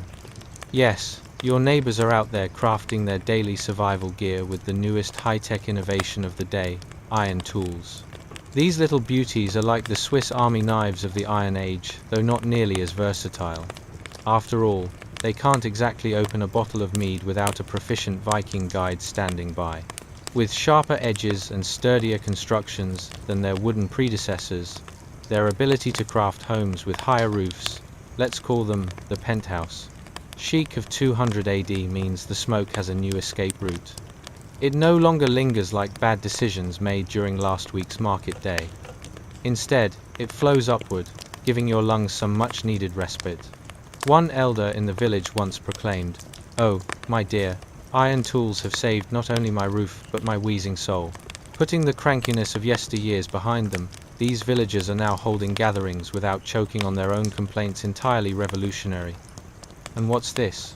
A faint hint of roasted barley wafts through the air, but that only leads to more existential questions. Did you sign up for a community smokehouse, or just another disastrous cooking expedition? The scent dances around your nostrils, enticing and perhaps slightly terrifying. You can practically see the grains, appealing to your hope for a scrumptious breakfast. Ah, but let's talk about the interiors. When you stepped inside your thatched roof abode, you probably pictured something a little less claustrophobic, right? More state-of-the-art home, and less glorified smoke pit. It's a living space that's part cozy retreat, part unfortunate rendezvous with the local wildlife, thanks to the damp greenery hanging very conveniently from above. With these iron tools in hand, carving out a livable space becomes a sort of communal activity, almost akin to a modern, tiny home convention minus the Instagram aesthetics. Instead, it's just you and the neighbor fashioning your surrounding materials in harmony, while fending off thoughts of the draft that's sneaking in through the gaps in the thatch like a raccoon on a mission for snacks. In this quirky setup, the fire pit becomes the hearth of social connections, where stories are shared, laughter rings out, hopefully without a cough this time, and people bond over plates of delightfully charred whatever they could hunt, forage, or trade. You know, just like a contemporary backyard barbecue minus the gluten-free buns and the risk of accidentally pledging allegiance to the neighbor's pet cat. So, as the evening sets in and the glow from tiny flames dances across your smoky living space, you can't help but appreciate how far your people have come.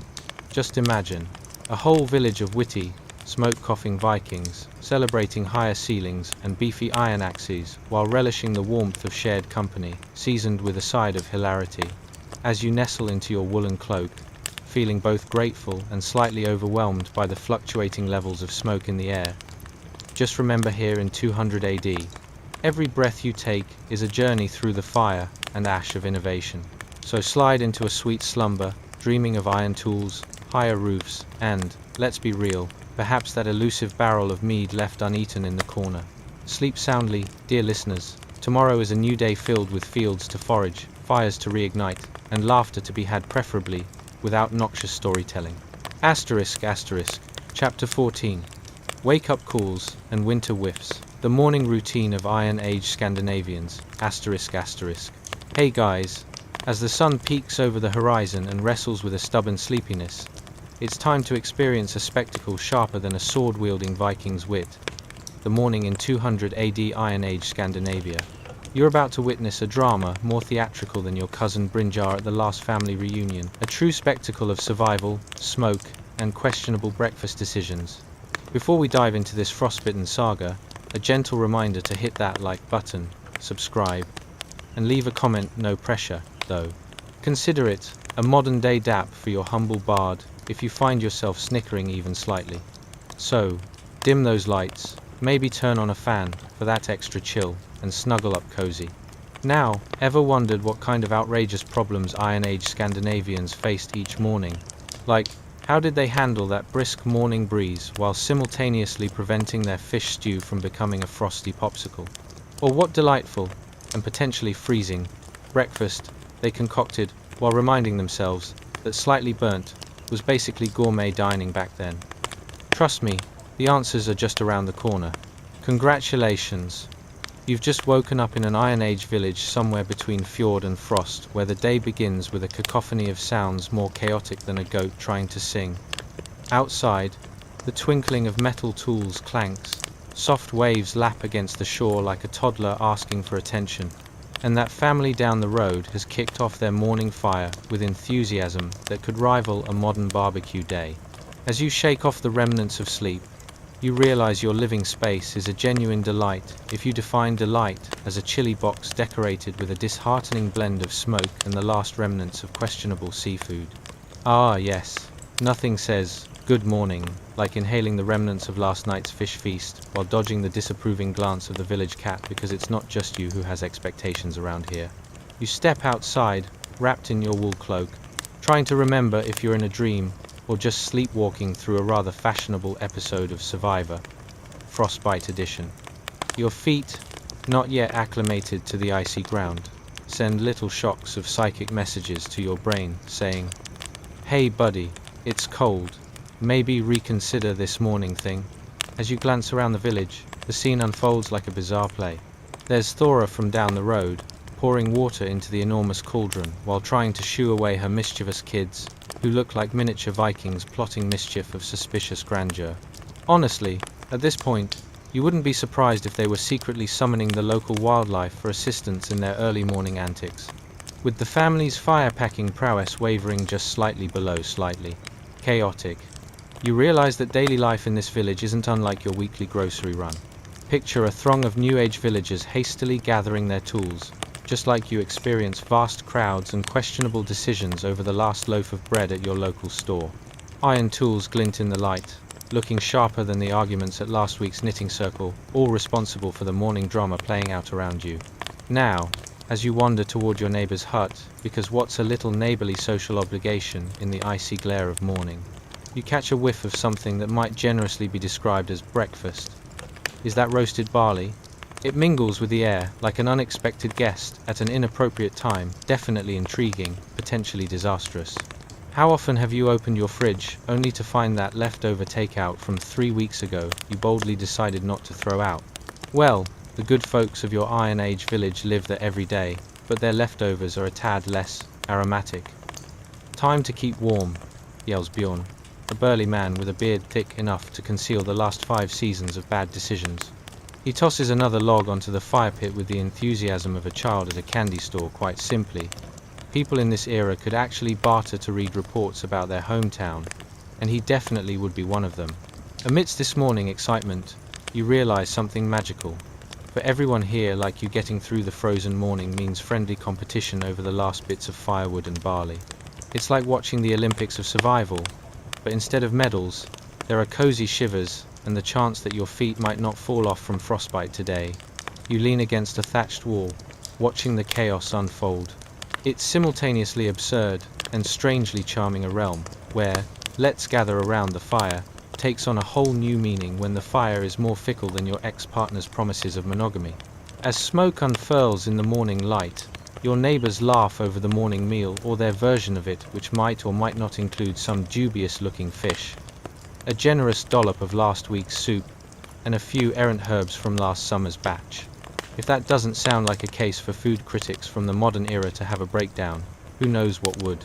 You witness the scene, shaking your head, chuckling to yourself, how could things be so primitive yet somehow delightful? Soon, the fire flickers gently as the cooking resumes, and a sense of camaraderie fills the air, seasoned with a dash of humor and an undercurrent of love for the shared struggle. As the sun climbs higher in the sky, a bit like an indecisive wrestler trying to find their footing, you can't help but feel that these cozy mornings amid smoke, laughter, and perhaps a few misplaced fish are what life is all about in Iron Age Scandinavia. And with that thought, you can't make this up. You've become part of a legacy thicker than boiled porridge and definitely more entertaining.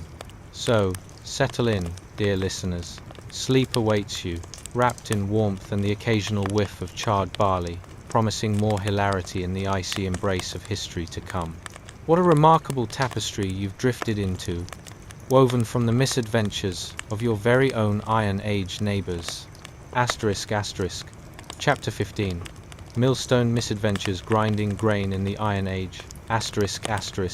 Ah, the delightful dance of domesticity. Picture this, if you will. A scene set in Iron Age Scandinavia, circa 200 AD. It's a brisk morning, the kind where the air is so cold it practically gives your lungs a frosty hug. Here, we step into our main character's shoes, a budding young lad, or as he likes to call himself, master of meals-to-be. Today's grand undertaking, grinding enough grain to make a loaf of bread, a feat so monumental it would make Sisyphus nod in sympathetic exhaustion. You witness the clamor of a humble homestead, bustling with the fervor of morning chores. Chickens are squawking louder than a town crier, while a breeze dances through the air, carrying with it a scent that's reminiscent of burnt offerings from last week's feast. It's like the olfactory version of an indecent proposal, strangely alluring yet terribly offensive. but our boy's gaze is firmly set on the quernstone. Ah, yes, the quernstone. That magnificent duo of rocks which, when looked at long enough, have you pondering the existence of better uses for your time. It's essentially two large, round stones that fit together with the mechanical precision of a broken compass spinning wildly during a snowstorm. You've got the top stone, known as the hand stone, a fitting name for your delightful little chore, and the bottom stone, or the bedstone. One might even say it's the ultimate lazy, prehistoric grinding machine with a productivity rate you wouldn't believe. Our young hero is nervously eyeing the task, as if he's just been told he's been cast as the lead in a community theatre play where everybody forgot their lines. Pour the grain in and turn for hours, his father had said, which quite frankly sounded as thrilling as watching paint dry. The thought of standing there, staring at a rock while slinging grain around like a glorified fisher of flour, had all the charm of last week's leftovers. As he gently begins to pour the barley into the hole in the millstone, it's a little like adding entries to your shopping list right before a major sale. He knows rationally he's supposed to be excited about this endeavor. After all, he'll be making food, and food is delightful. But let me tell you, the relentless scraping and grinding sounds echo across the hut like a chorus of disgruntled sheep. It's a cacophony matched only by the complaints of family members taking turns at a singularly painful backache. Grinding the grain isn't just a physical labor, it's a test of endurance. Ever tried to churn butter by hand while your neighbor's goat continuously tries to dash through your legs? I mean, imagine the wobbly balance of it all, just like your gym membership that keeps promising results but only seems to give you metabolic confusion and awkward looks from the weightlifters. So there he stands, channeling his best inner lumberjack as he rotates the stone in a historic scene worthy of a modern coffee grinder ad. And what a long, drawn-out affair it is. The grain grinds and squeaks, seeming to mock him every turn of the stone. For a single loaf? Seriously, he muses, halfway considering if he should start a petition demanding shorter wheat-to-flour conversion time. Anyone. Every time he grits his teeth and thrusts his strength into the handstone, he's met with a cloud of powdery flour that follows him like a rogue cloud of bad decisions. The moment it fills the air, it's less about baking and more about creating a mini flour storm. Would this pass as a snow day? He chuckles nervously to himself, keeping half an eye out for his father's return, which would surely include another round of chores. Oh, but the historical humor doesn't stop there. This whole quernstone business is akin to you trying to make your morning smoothie in a blender that ricochets around the kitchen, leaving remnants of blueberries decorating your walls like modern art. Definitely not elegant or particularly interesting. As your young protagonist continues, he reflects on the sheer absurdity of his existence. Was there not a simpler way to make bread? Where's my microwave? He stops, but none have dared to invent such luxury for another millennium or so. Here, intricacies of kitchen convenience are nothing but a glimmering dream, buried under rocks and manual labor. Manpower, or should I say boy power, he declares to himself, now fully committed to this ordeal, as if becoming the Iron Age's answer to Gordon Ramsay, minus the top-tier kitchen tools and any sort of comfort. And there you have it, a young boy's epic saga of turning grain into flour, existing somewhere between exhausting labor and slapstick comedy. It's as though he's entered an overly dramatic cooking show, minus the flashy graphics and witty banter.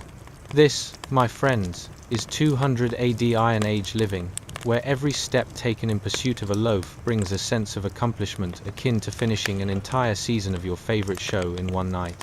So, as the grinding continues on, and momentum builds, much like the awkward interactions at your high school reunion, where everyone's still convinced they are the big cheese, our young hero realizes that with each grain ground, he's not just producing flour, he's forging a connection with his ancestors. Generations before him have turned these stones, each scraping, echoing the laughter and struggles of life, immortalizing the often ridiculous balance between survival and a pinch of humor. And so, our boy grinds on, navigating his way toward a future where innovation might one day swap manual labor for convenience. Ah, the promise of progress, one accidental flour storm at a time. Asterisk, asterisk. Chapter 16. The arm workout of the century. The quernstone. Chronicles, asterisk, asterisk. Alright, let's get back to our boy. that brave soul, trying to make a loaf of bread by grinding grain like his very survival depended on it because, spoiler alert, it did. As you settle into this historical saga, take a moment to imagine being him, standing resolute at the foot of the family quernstone, arms flexing, and fatigue creeping in like an uninvited guest who just won't leave. The boy shifts his weight. His arms are starting to feel like they've been stuffed full of the very grain he's operating on. If you've ever carried a toddler halfway across a grocery store, you have a vague idea of the strain he's under. Each crank of the quernstone is a grueling arm workout that could quite possibly give modern gymgoers a run for their money. I mean, what do you think CrossFit is? A slight variation on the ancient art of crushing grain. He grimaces as he pushes down on the handstone, harder than anyone would typically press the snooze button on a weekday morning. The sound of stones scraping against each other crackles through the chilly air, creating a rhythm akin to a drum roll for a production featuring, let's be honest, probably a less than rewarding outcome. After all, the consensus seems to be that the quernstone isn't going to serve him an Instagram-worthy brunch made from his heroic efforts. Now, let's take a moment to appreciate the sheer absurdity of this process. Imagine if a partnership between Jack and Jill had devolved into this. Jack decides that rolling downhill with Jill is simply too easy. No, let's grind some grain to see who can get bulkier, right? Except instead of a fun trip to the well, it's a daily slog with barley. One could argue that this grueling task was clearly a precursor to modern-day health fads, like an ancient form of intermittent fasting. I work too hard for this food. Let it be a little harder to digest. Our young lad might be cursing every grain that churns through the quern, but he's about as committed to this task as someone trying to master yoga for the first time. Picture him crouched over, shoulders hunched and eyes squinted, battling against the odds like a cereal box gladiator. There's a reason the quernstone has earned its place in history, and it's not just for its revolutionary impact on bread making, it's also because no one ever forgot the workout it provided. The boy grinds on, relentlessly pouring in more barley, while his thoughts turn to other daily grievances. Can you imagine having a gym membership and using nothing but rocks for your weights? He contemplates punishing dreams of running a marathon, or having to explain your chiseled physique as just your side hustle in grain production. Should he decide to ignore crafting physique goals, he imagines his peers rolling their eyes. Oh, you just squatted down by the quernstone today. How quaint. Ah, the horror. Sounds start to echo off the walls of their modest homestead, the quernstone squeaking and crunching under the pressure, sounding like it has opinions of its own. It's almost like it's telling him, brace yourself. With every turn, we inch closer to that ever-elusive loaf of bread. If this grinding were music, it'd be the ambient soundtrack for a workout montage, only without the shiny outfits or uplifting plucky piano notes. Ever flipped a pancake that determined it wanted to cling to the pan like an obstinate relative? That's kind of what our hero is experiencing. It's a never-ending back and forth with his grain. He's not just producing flour, he's engaged in a complicated wrestling match with his breakfast. And just as he entertains fanciful daydreams of modern conveniences, such as electric mixers or maybe a flamboyant chef who'd do that work for him, he's jolted back to reality by the realization that every crumb produced is a testament to his current state of manual labor. It's like living through the worst episodes of a survival reality show, where the only reward is that familiar feeling of hunger returning once you've fought tooth and nail to create something useful. At one point, he even laughs, imagining a future where bread making is as simple as that, right, throwing some ingredients in a bowl and walking away. Alas, in 200 AD Scandinavia, the conventional wisdom goes, no, hatching it out with elbow grease is the way. Who needs instant gratification when you can have a fulfilling 45-minute struggle over a handful of barley? Finally, as the last few rumbles echo from the stone and powder collects like snow around his feet, the boy catches a glimpse of what could just be the glory of his finished flour. It's like looking at a tableau of victory after an Olympic-level competition, all achieved through sheer grit, groans, and maybe a bit of flour-kissed fingers. You can almost hear a trumpet sounding, "Behold, your weak supply of flour." Well, at least this is heavy, he muses, glancing at the fruit of his labor, rejoicing in that fleeting moment of triumph, like a medieval meme that's built for sharing. Captioned, "When you finally achieve your carb goals." As he brushes off the final remnants of the dust with a sigh of relief, he can't help but think, if only I had a medieval influencer to celebrate this with. Instead, he's left to consider how surreal it is to think he just ground grain literally from the Stone Age, which would ultimately feed a family's hunger in more ways than he might ever realize. And so, dear listener, amidst the cold, complex, and at times absurd reality of our boy's Quernstone saga, it's evident that he's already become a part of the great millstone tale of humanity across the ages, one arduous turn at a time. Chapter 17. Water. Water, everywhere, but not a drop to drink. Hey guys, welcome back. Tonight, we're about to dive into something colder than your ex's heart, fetching water in winter as a medieval peasant. Imagine waking up to temperatures so frigid that your breath turns into a little cloud of regret, and your first thought isn't coffee, but rather, ugh, those water buckets need replenishing. Now, before we jump into the icy waters of this tale, can we just take a moment to wonder about the historical figures we often overlook? How did they manage to survive the frostbite-inducing cold, avoid stepping on ancient Lego blocks that never existed, and make sure their morning porridge didn't turn into a popsicle?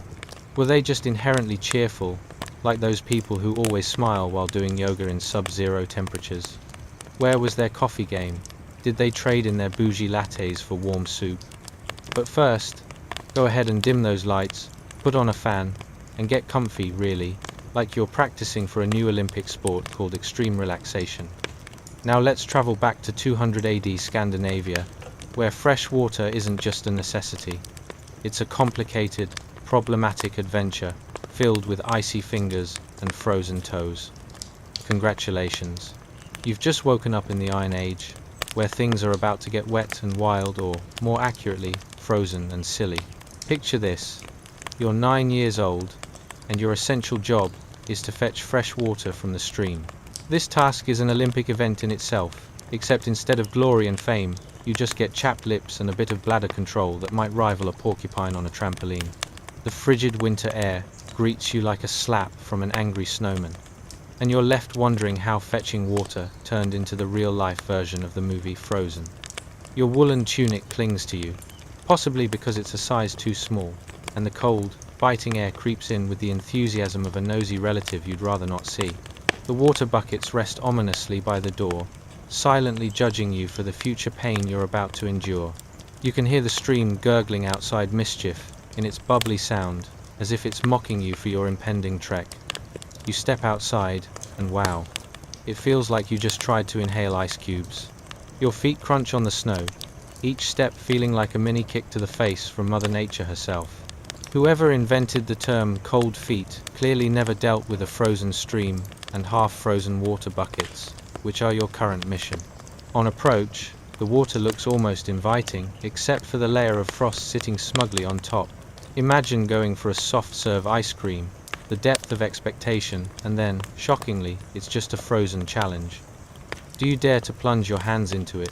The very germ of humanity urges you to proceed, and so you decide to channel all the bravery of the ancient Viking. Warriors who probably faced dragons or wild boars or whatever else historical figures were terrified of. But don't forget, no one told them about frozen water. As you awkwardly dip your cup into the icy liquid, your hand jerks back faster than a cat dropping a live mouse.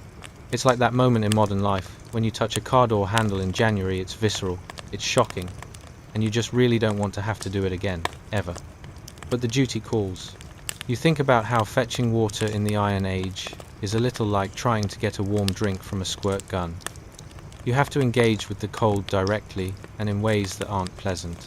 You finally get that bucket filled, but now it weighs about 50 pounds, magnifying all of your life's decisions leading to this moment. Curiously, the only things weighing you down more than the water are your existential reflections on the futility of this frozen encounter. Maybe this is why people tell tales of mythical quests. Could fetching water be the gateway to epic tales of bravery and heroism?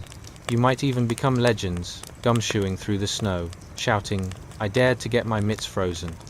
Making your way back home, you become hyper-aware of every step. It's not just about walking anymore. This is a slippery dance of survival. You might as well be auditioning for a feature role in Dancing with the Ice Stars. Your thoughts drift back to your cozy home, the warm fire crackling inside, waiting for you like a long-lost friend who has forgotten all of your past grievances and just wants to hug you. At last, you stumble into your humble abode, water buckets in tow. There's a moment where everything feels victorious. You can almost hear the applause, maybe even a fanfare. But then reality crashes down like a frozen turd from the sky, reminding you that this water you've so diligently fetched is just the start of an endless cycle of labor. You can already hear your mother calling for you. Now, go boil that and hope you don't freeze to death while making dinner. Perhaps you'll be even more motivated next time, if only to serve as inspiration for future Vikings aware that fetching water in winter could be, quite literally, a freezing nightmare. And so, dear listener, as you nestle into the snugness of your own bed, remember that history isn't just about dates and dry stats. It's about the hilarious absurdity of daily life, as much a dance with the icy stream as with your own dreams of comfort and relief. Fetching water might seem trivial, but in the grand saga of Iron Age Scandinavia, it's a poignant reminder of resilience, one freezing, clumsy step at a time. Chapter 18. Hungry is the new cool. Hey guys, welcome back. Tonight, we're diving into something more gut-wrenching than your last attempt at cooking an elaborate dinner, the life of a 5-year-old in Iron Age Scandinavia. Yes, you heard that right. Your dinner plans can wait, because we're off to a time when hunger was a way of life less charming than a late-night infomercial for questionable kitchen gadgets. Just picture it. You wake up, and your stomach is grumbling like an empty drum, demanding food like a teenager in a drive-through lane at midnight. But here's the kicker. It's not like Mom's got a stash of pizza rolls waiting in the freezer. Nope. She's probably busy contemplating whether she can stretch last night's boiled turnip into tonight's gourmet meal. Spoiler alert, she can't.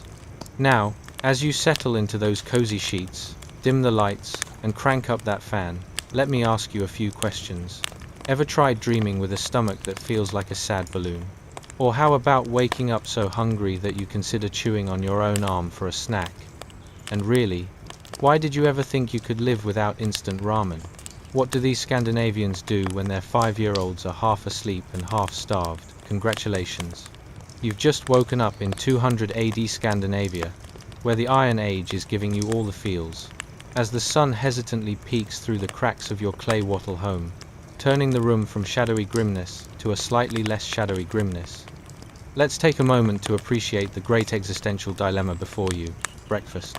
In a world where pancakes is just a concept and bacon is an unobtainable treasure, you are met with the reality of Iron Age breakfast options, or rather, the severe lack thereof. Your 5-year-old brother, still snuggled amidst a chaos of straw, think of it as the medieval version of a toddler's bedroom, snoozes soundly, unaware that his stomach is about to have a gripping existential crisis. Kids, am I right? They can sleep through an avalanche, but the moment the breakfast vibes start fading, they're as alert as an overly caffeinated squirrel. In a world where calories are countless and food options are limited, most mornings begin with the same tragedy. A delicious, steaming bowl of wait-for-it-nothing. Well, nothing besides perhaps a few choice bits of leftover porridge from yesterday, which is now as appealing as the bottom of a compost pile. For some reason, that resilient bowl of mush always looks more like a sad science experiment than an actual meal. And as you contemplate the culinary joys that the Vikings might have had, imagine a child's reaction to all this. As you try to pry your brother from his dreams, which at this point probably involve mythical beasts and half-eaten plums, you're struck with a real oh no moment. You know that waking a hungry child is akin to flipping a switch on a rabid bear.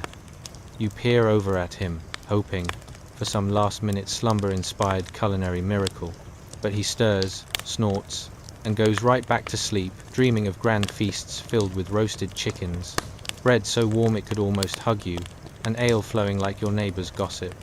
You wish you had that kind of optimism. You'd trade all human knowing for one delicious meal. Finally, the dreaded moment arrives. Your mum's voice cuts through the quiet, like a butcher's knife through an unripe turnip. Wake up, you two, time to get moving.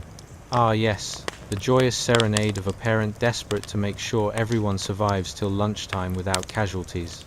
But here's the kicker. She's probably trying to persuade your brother that being slightly hungry is something of a virtue, like fasting, but with far less glory and a much more annoying vibe. You scramble to your feet, your mind racing with eager daydreams of food. What are you going to eat? More porridge that looks like it might have starred in a horror film? Or perhaps that delightful turnip your mother was eyeing earlier, which you're convinced is older than the hills? Spoiler alert, it is, and it smells like it too. Engaging in the morning ritual of who can complain louder as your mom begins to prepare the day's rations, if that's what you want to call them, is like a family performance piece. You and your brother start a gentle, harmonious choir of hunger pangs and grumbles. It's practically opera. The audience? Mom, who's trying to convince both of you that turnips are basically the essence of life itself. You think about how, back in this frigid wilderness, sustenance isn't just a meal, it's a whole philosophical discussion. Is it worth it? You wonder, as you glance at the charred, slightly unsettling remnants of previous dinners stacked on the dusty shelves. Will they sustain you? Or return as a ghost of last night's dinner, haunting you at 3 a.m.? Finally, the glorious moment arrives, the blending of cold water with ancient grains in a pot heated over the smoky fire. Mother arrives with a bowl of something vaguely porridge-like, and you suddenly realize what survival truly means. Playing a game of how many bits can I tolerate, one spoonful meets lukewarm success, and somehow, that's your breakfast thrown. So there you have it, the daily grind in Iron Age Scandinavia.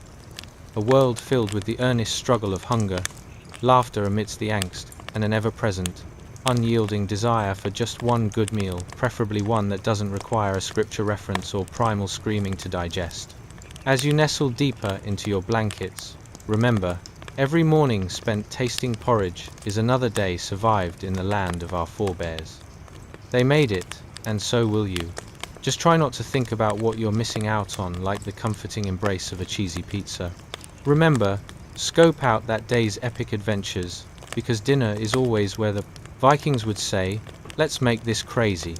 So, sleep tight, dear listener, and may your dreams be filled with buttered bread and endless popcorn. Chapter 19, The Strangers at the Gate. Hey guys, welcome back. Tonight, we're diving into something icier than your ex's late-night texts, the chilling tension in an Iron Age Scandinavian village. Yes, strap in as we unravel the glorious drama of folks huddling in the cold while eyeing strangers like they just walked into a family reunion with no snacks. Imagine yourself standing in a wooden hut, where the only thing signaling warmth is the puff of your breath and the faint hope that your last meal isn't the highlight of your entire culinary career. But wait. All of a sudden, a pack of strangers appears on the horizon. Cool, refreshing, and utterly anxiety-inducing, like that moment when your phone buzzes, and it's not just spam, but an old college buddy inviting you out. Now, as you settle into your blanket fortress, dim the lights, and set the atmosphere like you're reenacting a romantic dinner in a cave, let me ask you, ever pondered who exactly your ancestors were waiting for? Did they expect a knight in shining armor, or just an ill-timed grocery delivery? What about those times you stare out your window, convinced that the person walking down the street is plotting against you like they really just made an unannounced detour to your cereal aisle? Congratulations! You've just woken up in 200 AD Scandinavia, where house guests take on a whole new meaning, especially when those guests look more ready for a raid than a friendly dinner. Here you are, in your drafty wooden home, walls hastily built of wattle and daub. Think of it as a bad arts and crafts project gone wrong. The creaking of wood and the howling wind form a chaotic symphony, harmonizing frighteningly well with the sense of impending doom looming at the door. Just yesterday, you were tranquility incarnate. Today, you're practically on high alert because the village just spotted some rather uninviting faces coming your way. Your neighbor, Olaf the Dubious, leans in close, his breath mingling with a hint of stale cheese and uncertainty. Do you think they're here for the free trial period on our herring, or have they come to take more than that? Meanwhile, everyone else in the village appears to be casting furtive glances, eyes darting like they're trying to interpret the weather forecast on a stone tablet. Let's talk about how vital your comfort zone is in this world of unpredictability. A peaceful day in the village typically features the delightful routine of turning over a soggy turnip or figuring out if today's gruel is any more edible than yesterday's. However, a sudden invasion at the gate brings a level of anxiety hot enough to almost melt that lukewarm porridge your mother served for breakfast. Picture it.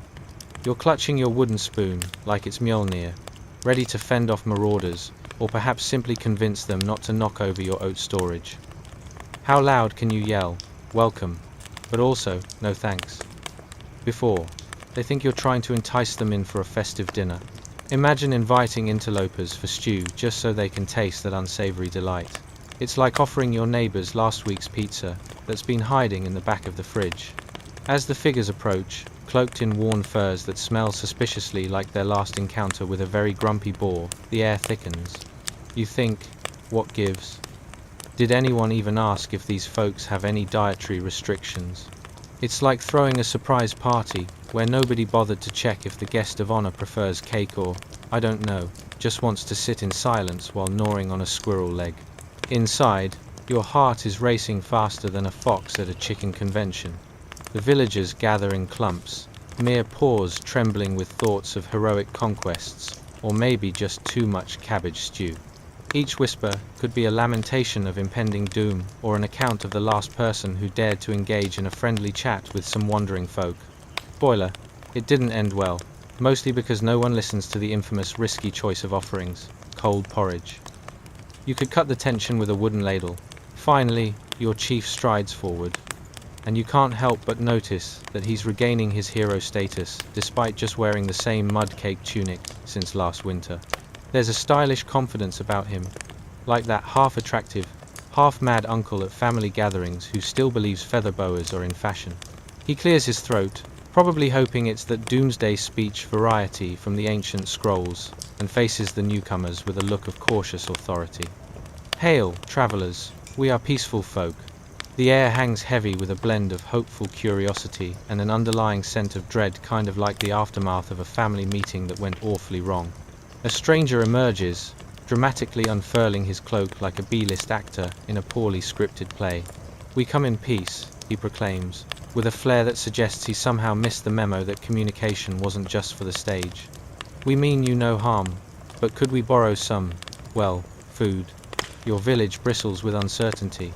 Borrowing food is more of a euphemism for surrender your entire grain supply now and hope for the best. It's one thing to have a potluck, and another entirely to end a potluck with your pot being raided. The whole scene is reminiscent of a poorly organized community event, where everyone has different ideas on how to feel about what's really going down. The chief stares at the strangers, judging their sincerity, while also mentally calculating how many extra mouths to feed. "You mean, food for peace? Or peace for food? Why not both?"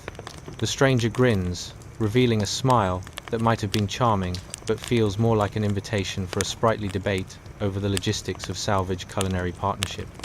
And there you have it. The scene unravels with an unexpected twist as tensions rise but also give way to fuel rich in olfactory charm.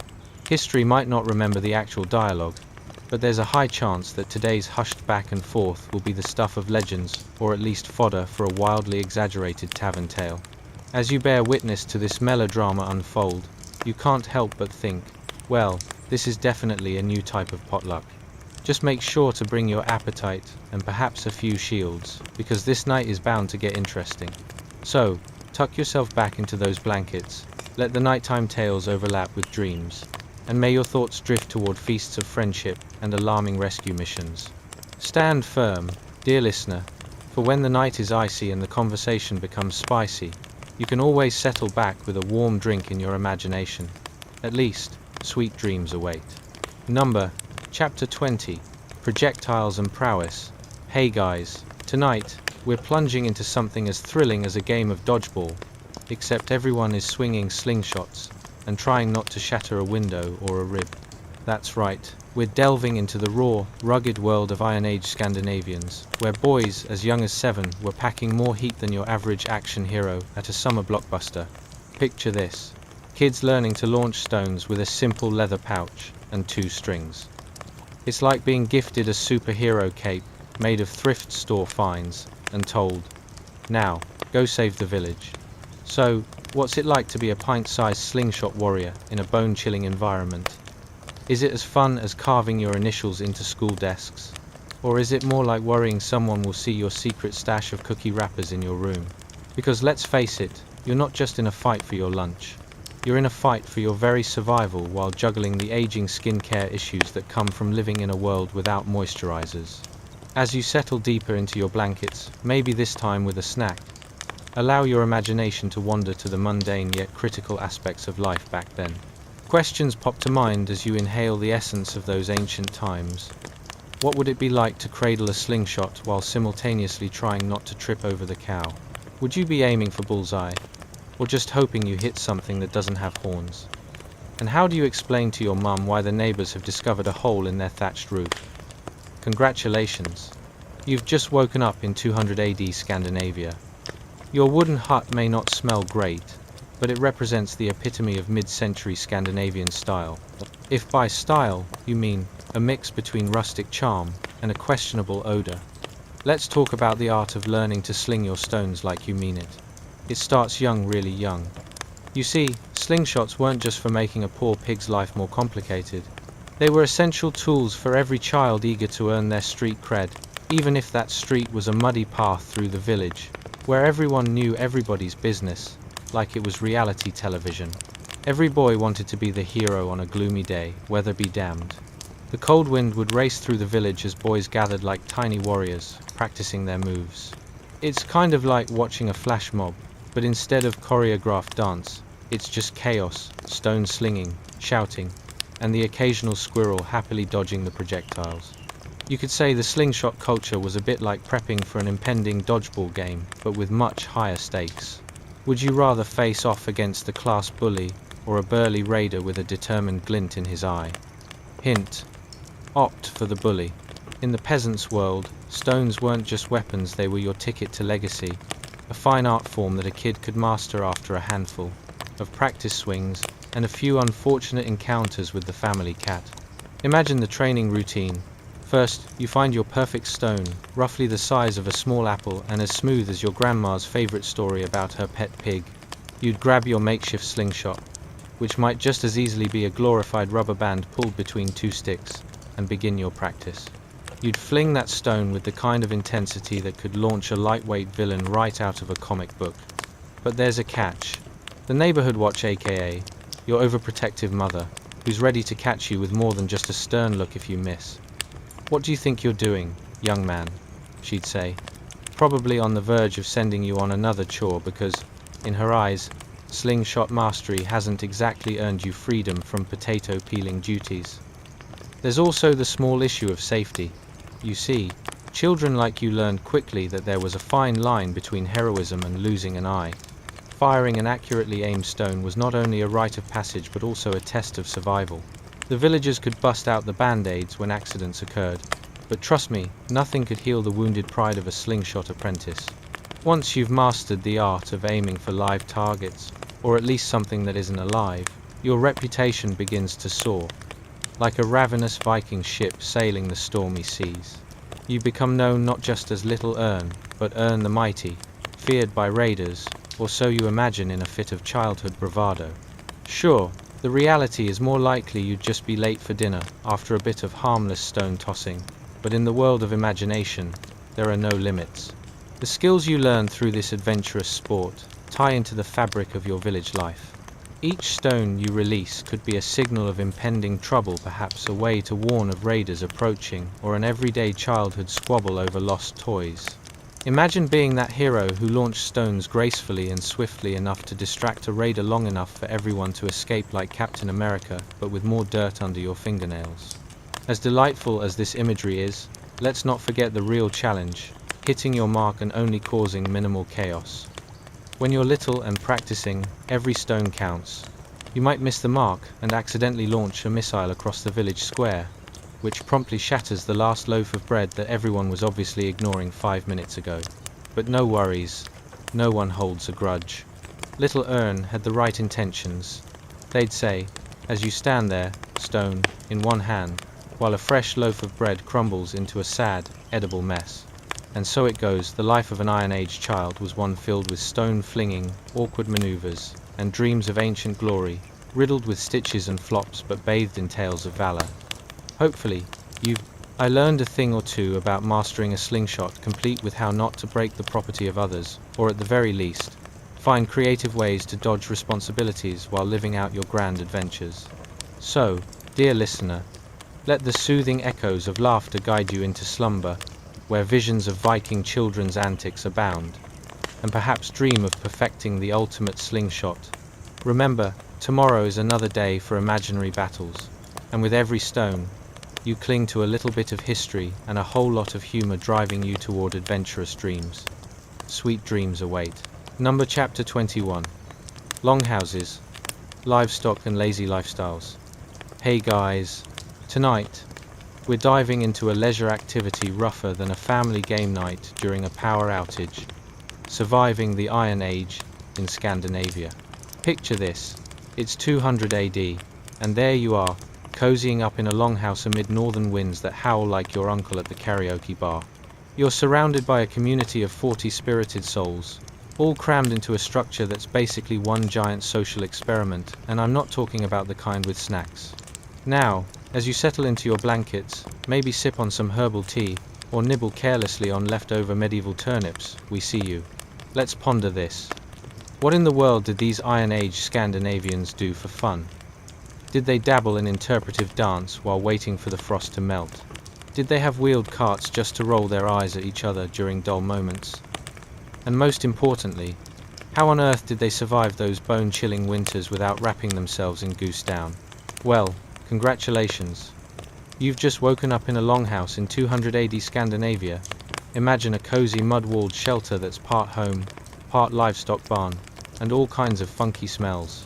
As you stretch, the earthy scent of fresh dung wafts through the air, reminding you that in this land of frost and folklore, humanity and livestock are both the pride and profound stink of daily life. Your cozy abode is structured using wattle and daub. Sounds fancy, right? But it's more like, let's stick some sticks together, slap some mud on it, and hope the cows don't charge through. Truly, nothing says architectural achievement quite like mud-paced walls and thatched roofs threatening to shed themselves with every gust of wind. If you listen closely, you might even hear the gentle rhythmic dripping of melted snow, or is that just the ceiling, deciding it's had enough? The longhouse is flanked by fields stretching to the horizon, kissed by the bleak but beautiful Scandinavian sun, or more accurately, the sun's half-hearted attempt at shining. This is your agricultural paradise, where crops and livestock mingle like teenage friends, at a school dance, awkwardly, and with a hint of competition. The fields produce barley and rye, the pasture is alive with sheep, and if you're lucky, you might have a cow with a remarkable talent for looking grumpy. But who knows, maybe that's just your neighbor's cow trying to steal the spotlight. Now, let's talk winter. The moment the frost creeps in, your longhouse becomes a bustling refuge against the external chill, as cozy as a can of sardines. Picture this. Families squeezed tightly together, children wielding wooden spoons as if they were Viking swords, and above all, a lovely aroma reminiscent of fear, smoke, and possibly a few rogue smoke-baked potatoes. Still, you've got heat from a communal fire, and goodness gracious, does it feel good after a brisk walk if you're not too busy dodging the goats that parade around your feet with an air of entitlement. Strangely, you soon learn a valuable lesson. Your livestock may not be the best roommates. That soft, fuzzy sheep in the corner will happily eat your leftover turnips, while the cow will stare with the intensity of an ancient oracle, judging your life choices like it just read your diary. Oh, little Ern, it seems to say, shouldn't you be out hunting instead of raiding my salad bar? But life isn't all cow watching and fire gathering. There are opportunities for eccentricities, like the entertaining performances of the local gossip squad comprised of the neighborhood children, of course. Huddled together, they spin tales taller than their fathers about raiders and lightning gods, all while hiding remnants of outdated pastries and dried fish behind their backs. You know the drama. Laura claimed she saw a ghost in the woods, but I heard she was just trying to avoid chores. The joys of communal living can veer into absurdity pretty quickly. Imagine trying to have a private chat when your neighbor, with questionable timing, decides to make a raucous entrance, bidding fair to steal the spotlight. Didn't you have a cow to milk, Olav? You might grumble, only to receive a chuckle and an irritable goat tethered awkwardly by his side. And then there's food. Forget the 5-course meals. Your supper might involve boiled grains, a hodgepodge of foraged greens, and just enough mutton to keep your stomach from staging a full-on mutiny. As you chew your way through a bowl, you hear the haunting call of the raven overhead. They say it's an omen, but truth be told, it's just really interested in your supper.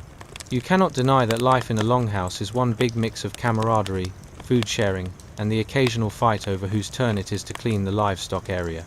Speaking of livestock areas, oh yes, let's not gloss over that joy. This delightful section of your home doubles as the recycling center for all things at floor level. You've read that right.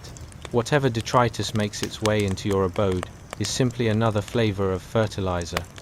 Every few weeks, the longhouse holds what you fondly call the great cleanup, a time to scrape, shovel, and quite frankly battle the stench. As you layer yourself in your wool tunics, surrounded by your fantastic longhouse family, you realize in a strange way that you're participating in an age-old ritual. Underneath the grumpiness of livestock and the thrill of icy breath, human connection thrives. Laughter echoes off mud walls, winter's breath makes you layer up, and maybe, just maybe, you wouldn't trade your quirky little slice of life for any other era. So, dear listener, let yourself drift into slumber amidst the chaos of ancient life, where community bickering and cow-related dramas set the stage for warmth. Tomorrow awaits with stories of frostbite survival, and attempts at communal breakfast that are bound to be just as funny. Sweet dreams await, and perhaps visions of goat-powered adventures will dance around your head. Chapter 22. Crusty bread, coarse companions, and culinary chaos. Hey guys, tonight, we're investigating a culinary adventure rougher than the time you tried to impress your date with a homemade meal but ended up ordering pizza instead.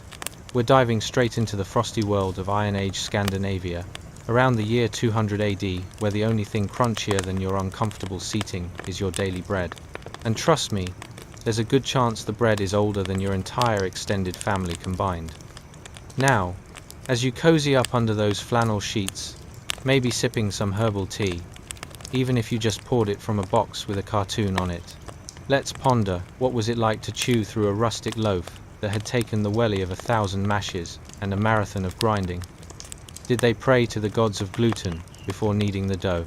Did the sheep sideline into gourmet chefs, hovering around, giving unsolicited cooking tips? Most importantly, if you took a bite and it didn't break your jaw, had you actually achieved bread of merit? Imagine this. You've just plopped awake and feel the warmth of the common hearth on your cheek. Congratulations, you've just joined a family in some rickety longhouse, where you'll soon become one with the smell of damp wool and burnt mutton. Your heart races as you see the prized communal bread loaf, a circular beast of labor that has absorbed more life stories than your average family photo album. The bread isn't just any loaf. It's the result of hours, no, days of grinding grains between stones, kneading in rhythm like a medieval workout video gone rogue. Now, picture the scene. The flickering fire casts a warm golden glow, illuminating the communal table where everyone gathers like moths drawn to a flickering flame or a cake on a counter. But instead of cake, it seems the only available treat is that hard-earned bread, crustier than your relationship with your neighbor who's convinced you don't rake your leaves enough. They say, a loaf is worth 1,000 words, and today, it seems, you've got a novel to chew through. As you tear off a chunk of bread, it's almost a fitness routine in itself. Trying to break this bad boy without pulling a muscle, you're met with resistance. It's like a wrestling match with a stubborn piece of dough. But oh, the sheer triumph when you finally manage to produce a piece. That feeling is unparalleled. You might as well be crowned bread champion of 200 AD Scandinavia, with a trophy that's just a pie tin filled with stale fish. Of course, with each bite, you can taste the grit. Not just the grain, but literally no one remembers when the last time was that anyone swept the remnants off the table. It's real mountain bread, meant for mountain folks. You can practically imagine the contented cooing of the half-happy sheep that donated their wool for your cozy block of cheese that now seems slightly irrelevant in comparison to your bread triumph. But let's not forget the horror of the side dishes. Who thought boiled greens should ever be a thing? You stare at them with the enthusiasm of a child faced with a plate of Brussels sprouts, the hatred bubbling beneath like a simmering pot of turnip stew. All around the table, you notice people devouring their portions, chewing as if it's the last meal before winter, a rather sobering idea when you think about it. The little ones, bless their ravenous insatiability, swallow everything because they're convinced it's a race. And oh, what's that sound? The calling of the neighbors, imaginary or real, it hardly matters. It's the same clamor of laughter, gossip, and the occasional scuffle you'd hear at a family barbecue gone haywire. And by barbecue, of course, I mean one overcooked hare and too many critters trying to steal the bread off your plate. You could say it's all part of the evening's ambience, but let's be honest, more likely it's just another day at the hearth of hilarity. Look around you. You're part of something grander, a tapestry woven from sheep's wool, laughter, and yes, a fair amount of hand-rolled, not so fresh bread. You take another bite and ponder just how this bread could endure even a Viking raid. Maybe that's the secret, its endurance comes from an unyielding nature, owned by the very hands that need it day in and day out. Equal parts dread and determination. But be careful. If you think your recent DIY project was a disaster, just wait until you hear the latest gossip about Bjorn's attempts at baking. It seems even the sheep were preparing for a mutiny. Last week, his loaf could have been used as a doorstop. You giggle as a child interrupts, asking if that's what bread is really meant for. So, as the laughter fades and your make-believe family draws closer, you realize surviving Scandinavian winters isn't just about warmth or battles against the cold. It's about the shared stories, rough bread, and the occasional uninvited goat interruption. Go ahead, dear listener, let your eyelids grow heavy, and remember, tonight you're not just dreaming of fancy loaves and gourmet dinners, you're sticking it out with your Iron Age family, trading inequality for crusty camaraderie. And if you wake up dreaming of turning this hard bread into a fine medley of toasted dreams, well, you'd be just like an Iron Age Scandinavian after all.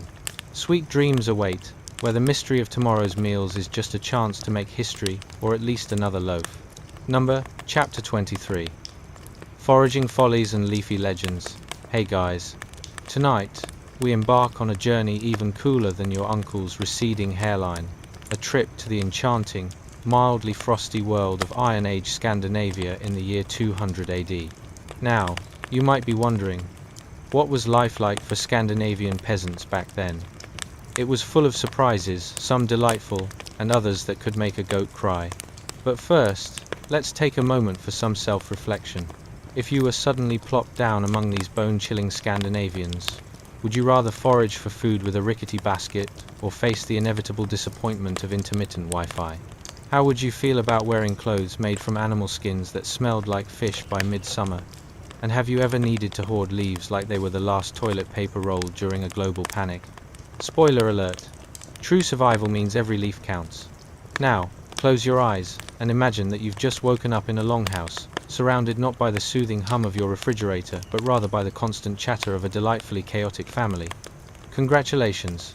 You've just joined a quirky band of Iron Age Scandinavians who are so serious about preparing for winter, they treat foraging like an Olympic sport. Ah, the task at hand. The father, a man whose beard looks like it could house a family of birds, has assembled everyone for a vital mission, a quest to the forest for leaves. Yes, leaves, folks. Try not to picture any exciting adventures involving knights or dragons. Instead, you'll be competing with every other family for the best forage, a time-honored tradition that could turn even the most conservative of grandmothers into a competitive force in the Great Scandinavian Leaf Championship. As you gather your ragtag band of siblings and cousins, you're greeted by the delightful aroma of damp earth, mingling with a hint of pine, a scent that, as you quickly discover, serves as a natural air freshener for some of the lingering smells from last night's boiled turnip soup. It's like if nature and composting decided to throw a party, but you forgot to send out invitations. But let's get down to the nitty-gritty. The forest isn't just a place to stroll casually. You and your motley crew are armed with makeshift baskets fashioned from twigs and the creativity of a toddler with a glue stick. As you enter the depths of the woods, a slight chill wraps around you like an over-aggressive hug. Trees rise like imposing giants, and even the squirrels seem to give you the side-eye, perhaps judging your lack of foraging prowess. Remember, your father bellows with the enthusiasm of a Viking heading into battle. The leaves are for the animals. Ah yes, the animals need their winter forage, because nothing screams "I love my pets" like hoarding every unguarded leaf in sight, right? You can't help but wonder, how many leaves does a sheep truly need for winter survival? And how do you convince them that gourmet options aren't on the menu? As you begin plucking leaves, you encounter something profound, the realization that leaf selection is an art form. There are the delicate, crispy ones that seem to whisper sweet nothings. Choose me, I'm delectable. While the leathery ones scowl back at you as if to say, I'm basically edible cardboard, good luck with that. The pressure is on. You're not just gathering to survive. You're curating a fine selection that would make even the fussiest of sheep raise an eyebrow. You spot your younger sibling trying to impress everyone with their newfound foraging skills, only to discover that instead of finding delicious leafy greens, they've plucked a handful of wildflowers. Look, look, they exclaim, waving the bouquet like it's the Stanley Cup. You exchange glances filled with a mix of confusion and admiration. Is this a moment of genius or sheer madness? Perhaps both. At least the sheep won't notice much. While foraging continues, the inevitable mayhem ensues. You accidentally step on a branch, which summarily cracks beneath your weight, sounding like an ancient war horn. Suddenly, a flock of birds takes off, fluttering away in a dramatic cloud of feathers. Mother Nature's soundtrack of chaos unfolds. Who knew leaf gathering could feel like a scene from an action movie? As the day wears on, your hands are green with sap, and your mind is racing with thoughts of dinner. If only you could convince your father that a leaf salad isn't an actual meal. You start to mentally calculate how many leaves would equal one bowl of hearty mutton stew. Spoiler alert. It's a difficult equation, one best not contemplated while standing in the middle of a forest, looking like you belong in a Netflix documentary about confused cavemen. Now, after what feels like hours but could really just be minutes, your father declares victory, holding up the piles of leaves like a proud warrior brandishing a trophy. You all return home, laden with forage, feeling like the world's oddest grocery shoppers. Do any of these leaves even matter? You'll have to wait and see. As the fire crackles back at the longhouse, a sense of accomplishment and perhaps a smidge of confusion settles in. You did it! You're officially part of the Iron Age forager family, a title that holds about as much significance as winning a local potato sack race. Congratulations indeed. So now, dear listener, as your eyelids grow heavy with the weight of leafy dreams, remember the laughter, the family, and the sheer absurdity of it all. You may not have come out with a gourmet dinner, but you've certainly mastered the historical art of leaf gathering deep within the netherworld of Iron Age dynamics. Sweet dreams await, perhaps featuring quests for even more bizarre supplies in your next adventure, but for now, rest your weary head. Chapter 24. Branches, Axes, and Potential Disasters. Hey guys, buckle up, because tonight we're diving deeper into Iron Age Scandinavia, where survival skills were paramount, and every tool had a purpose, or at least, that's what they told you as you tripped over a stone the size of a baby walrus. Now, picture this. You wake up, much like you do on a Tuesday morning in 2023. But instead of scrolling through memes, you're surrounded by stone walls and the unmistakable scent of damp earth. It's a delightful combo of pine, the lingering aroma of last night's fish stew, and the slight hint of sheep. Ah, the sweet smell of history. So, what do you think it was like to wield an axe made from stone? Like your great-great-great-grandpa was a lumberjack in training and didn't know it? Did they experience the same existential dread when faced with chores? Do I have to chop down that tree? Or can we just eat pickled herring instead?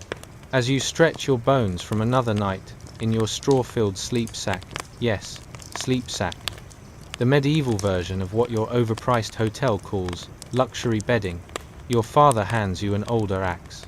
Not the fancy iron one that's reserved for serious tree felling and, possible Viking invasions, but a trusty little number with a stone blade and a wooden handle.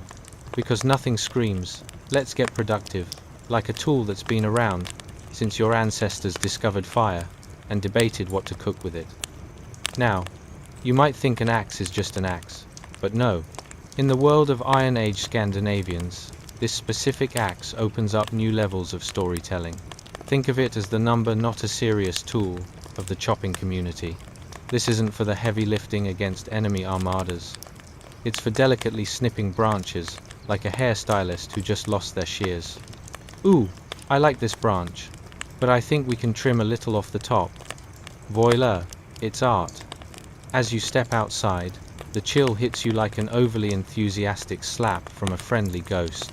The forest is alive with the sound of nature, chirping birds, rustling leaves, and the occasional creak of a tree that's clearly going through some midlife crisis.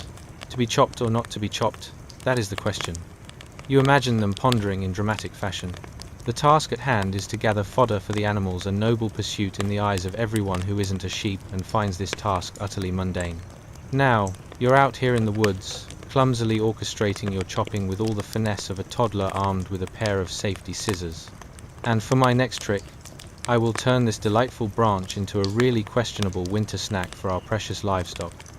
Let's take a moment to consider how this might parallel your modern-day life. Ever tried to impress someone with your gourmet cooking skills, only to realize that your microwave has more versatility? Chopping branches under the awkward scrutiny of a dozen squirrels is somewhat like preparing a 5-course meal for picky eaters, isn't it? You confidently wield your axe, hoping the trees don't somehow judge your technique as severely as your in-laws. Oh dear, that branch was already dead. Perhaps you should work on your aim, they seem to say. With that first swing, your axe connects with a branch, the impact reverberating through your arm as if it's giving you a gentle reminder of your poor life choices. A little friendly reminder, never hurt anyone, you mutter to the trees, which are, judging by those ages, probably thousands of years older than you, and most certainly in better shape. Chopping away, you find yourself amidst a botanical buffet, the allure of multiple foraging options ahead. Crunchy leaves, tantalizing twigs, and every potential sheep snack that has yet to be named. One branch, you're sure, could be used for a makeshift catapult, if your imagination stretches truly far. Do you think the animals appreciate artistic efforts? You ponder aloud, glancing at a nearby sheep who gives you a valiant look, seemingly weighing its chances based on your current level of competence. One leaf or a whole salad. Decisions. Decisions. Everything is going surprisingly well until you hear a timed snap. Asterisk, not from your axe, but from the branch you had just confidently decided was going to change the grazing game forever. Oh, it's just like morning coffee, you think. You never know when it's going to spill. But now, catastrophe. The branch falls, somehow creating a domino effect with nearby shrubbery. You've inadvertently startled the wildlife, and suddenly the forest is in chaos as squirrels dash away in a fluff of rustling leaves, and birds squawk at their unexpected interruption, with a sigh that carries the weight of 1,000 Nordic warriors. You realize perhaps that this little adventure of gathering branches was more like being the headliner at an unintended comedy night. Coming to a tree near you, the foraging fiasco, starring a not-so-great axe wielder. Eventually, you gather enough branches, heavily reminding yourself that winter isn't just about survival. It's also a time to reflect on how to optimally chop down a tree one whimsical branch at a time. Back at home, with your precious cargo of foraged fodder, there's pride mixed with a healthy dose of confusion, a perfect blend for an Iron Age peasant. So rest easy tonight, dear listener. In your dreams, may you forage without fear and wield axes like true champions. Whatever mess you make can surely be maneuvered around with a good sense of humor, and possibly a creative plan to blame the next sibling for the chaos. Sleep tight, just don't forget to duck. Chapter 25, The Community Conundrum, Banding Together in the Cold. Hey guys, welcome back. Tonight we're braving something frostier than last week's leftovers. The bone-chilling camaraderie of Iron Age Scandinavians, where surviving the winter doesn't just require warm clothes, but a community willing to work, breathe, and probably complain together. Imagine being one of the 40 frostbitten souls in a village, so secluded that even the reindeer packed up and moved to Florida for the winter. Out here, relying on the help of others is not just a sentimental notion. It's a survival strategy as essential as knowing how to dodge an icicle on a long walk from the hearth. Seriously, if you ever wanted a lesson in cooperative living, welcome to your frosty paradise. Now, take a moment and picture this. Have you ever tried to assemble IKEA furniture with your significant other, after 2 hours of fighting over whether to attach piece A to piece B, or to just throw the entire thing out the window? Imagine that, but instead of a stylish bookshelf, you're struggling to survive amid howling winds and frigid temperatures, holding a sizable axe in one hand and a comically small fish in the other, while trying to barter for potatoes that are probably older than your grandma. But congratulations, you've just woken up in 200 AD, the year when your ancestors were sharing blood, sweat, and maybe a little frostbite in the name of community. You step out into a world where the only Wi-Fi connecting you to reality is a mutual agreement not to freeze to death. This isn't your postmodern life, this is survival in Scandinavia, where the motto is, together we may survive, apart we will definitely freeze. The first thing that hits you is the smell, an aromatic blend of damp earth, occasional wood smoke, and something that has the unmistakable scent of yesterday's herring salad lingering far too long. The villagers are bustling about, each doing their part in a grand performance of chaotic harmony. It's as if a theatre troupe decided to platter up the art of survival with a side of slapstick humor. You see Ulf, the village blacksmith, drenched in sweat while hammering out iron. It's not your average day at the forge. Think of it as a Nordic sauna with more muscle and less hygiene. Ever wonder how the villagers stayed warm? It's simple. They collectively agreed that huddling together around a forge while Ulf pretends he's not dying inside was a good idea. It's at this moment when you realize community in Iron Age Scandinavia means a lot of things: free meals, shared duties, and a constant, collaborative effort to ensure everyone is breathing and somewhat warm. Then, there's Freya, who's taken on the noble task of concocting a massive pot of stew, the highly sought-after "what are we eating today?" Surprise. The ingredients were questionable leftover vegetables that looked like they had gone 2 rounds with a badger, and some meat probably sourced from something that didn't survive the last cold snap, but it's enough to keep everyone's spirits high. Meanwhile, Freya is expounding on the virtues of teamwork in the kitchen and simultaneously flinging bits of questionable meat to her ever-hungry flock of goats that have assumed the role of her sous-chefs. Now, while everyone fends off the cold, there's also the spectre of community bonding, a joyful affair of shared stories and awkward silence when someone inevitably farts under the wool blankets. Really, it's an essential part of the Iron Age Scandinavian bonding experience. You can picture them all huddled together, each offering half-hearted chuckles at tales of past winter disasters, and hoping that today, no one trips over the goat and ends up face first in the stew. It adds flavor. You can practically hear Freya declaring, "It's not gourmet, but it's survival." Don't forget about Harry, the village's unofficial gossip and chief mischief maker. His job is to keep spirits high, which usually involves outlandish tales about how the neighboring village convinced a mountain troll to do their gardening for a basket of turnips. Just imagine the troll's face when he realizes what he agreed to. He roars, throwing his head back in laughter, infectious enough that even a few squirrels weakened by the winter can't help but chuckle from their trees. Camaraderie extends beyond shared laughter, though. As a member of this quaint little community, you are expected to carry your weight, literally. Whether that means chopping enough firewood to keep the bitter cold at bay, gathering fodder for the livestock, which inevitably turns into a competitive branch chopping event, reminiscent of a misguided lumberjack competition, or forming a human chain to toss firewood across the length of the village. Nothing binds a community quite like frostbite and a healthy dose of teamwork. But let's not kid ourselves, there's more at stake than just warmth and meals. Community members often engage in friendly arguments about the best way to plant root vegetables. One villager might insist that potatoes grow better if you sing to them, while another may suggest building a shrine. A little extra love can't hurt, right? You chirp as you roll your eyes. Amidst these trials and tribulations of community life, those 40 souls survive because they need each other. Because when the winter winds blow, and even the bravest reindeer decide that sticking their heads in the ground is a solid life choice, you best believe there are more than a few backstories, quirky anecdotes, and possibly unfinished arguments lingering in the frosty air that connects them all.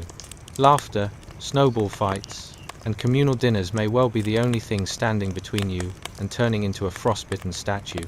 So, as you lay upon your straw-stuffed mattress, God forbid, you actually emerge as the next Iron Age version of a human popsicle. Remember this, survival may mean working together to brave the elements, but it also means embracing the chaos and humor of it all. Sleep well, dear listener. May your dreams be filled with tall tales of trolls, hearty stews, and questionable creative practices that at least keep you collectively warm enough to make it until morning. And, who knows, perhaps in the world you've created, between those 40 adventurous souls.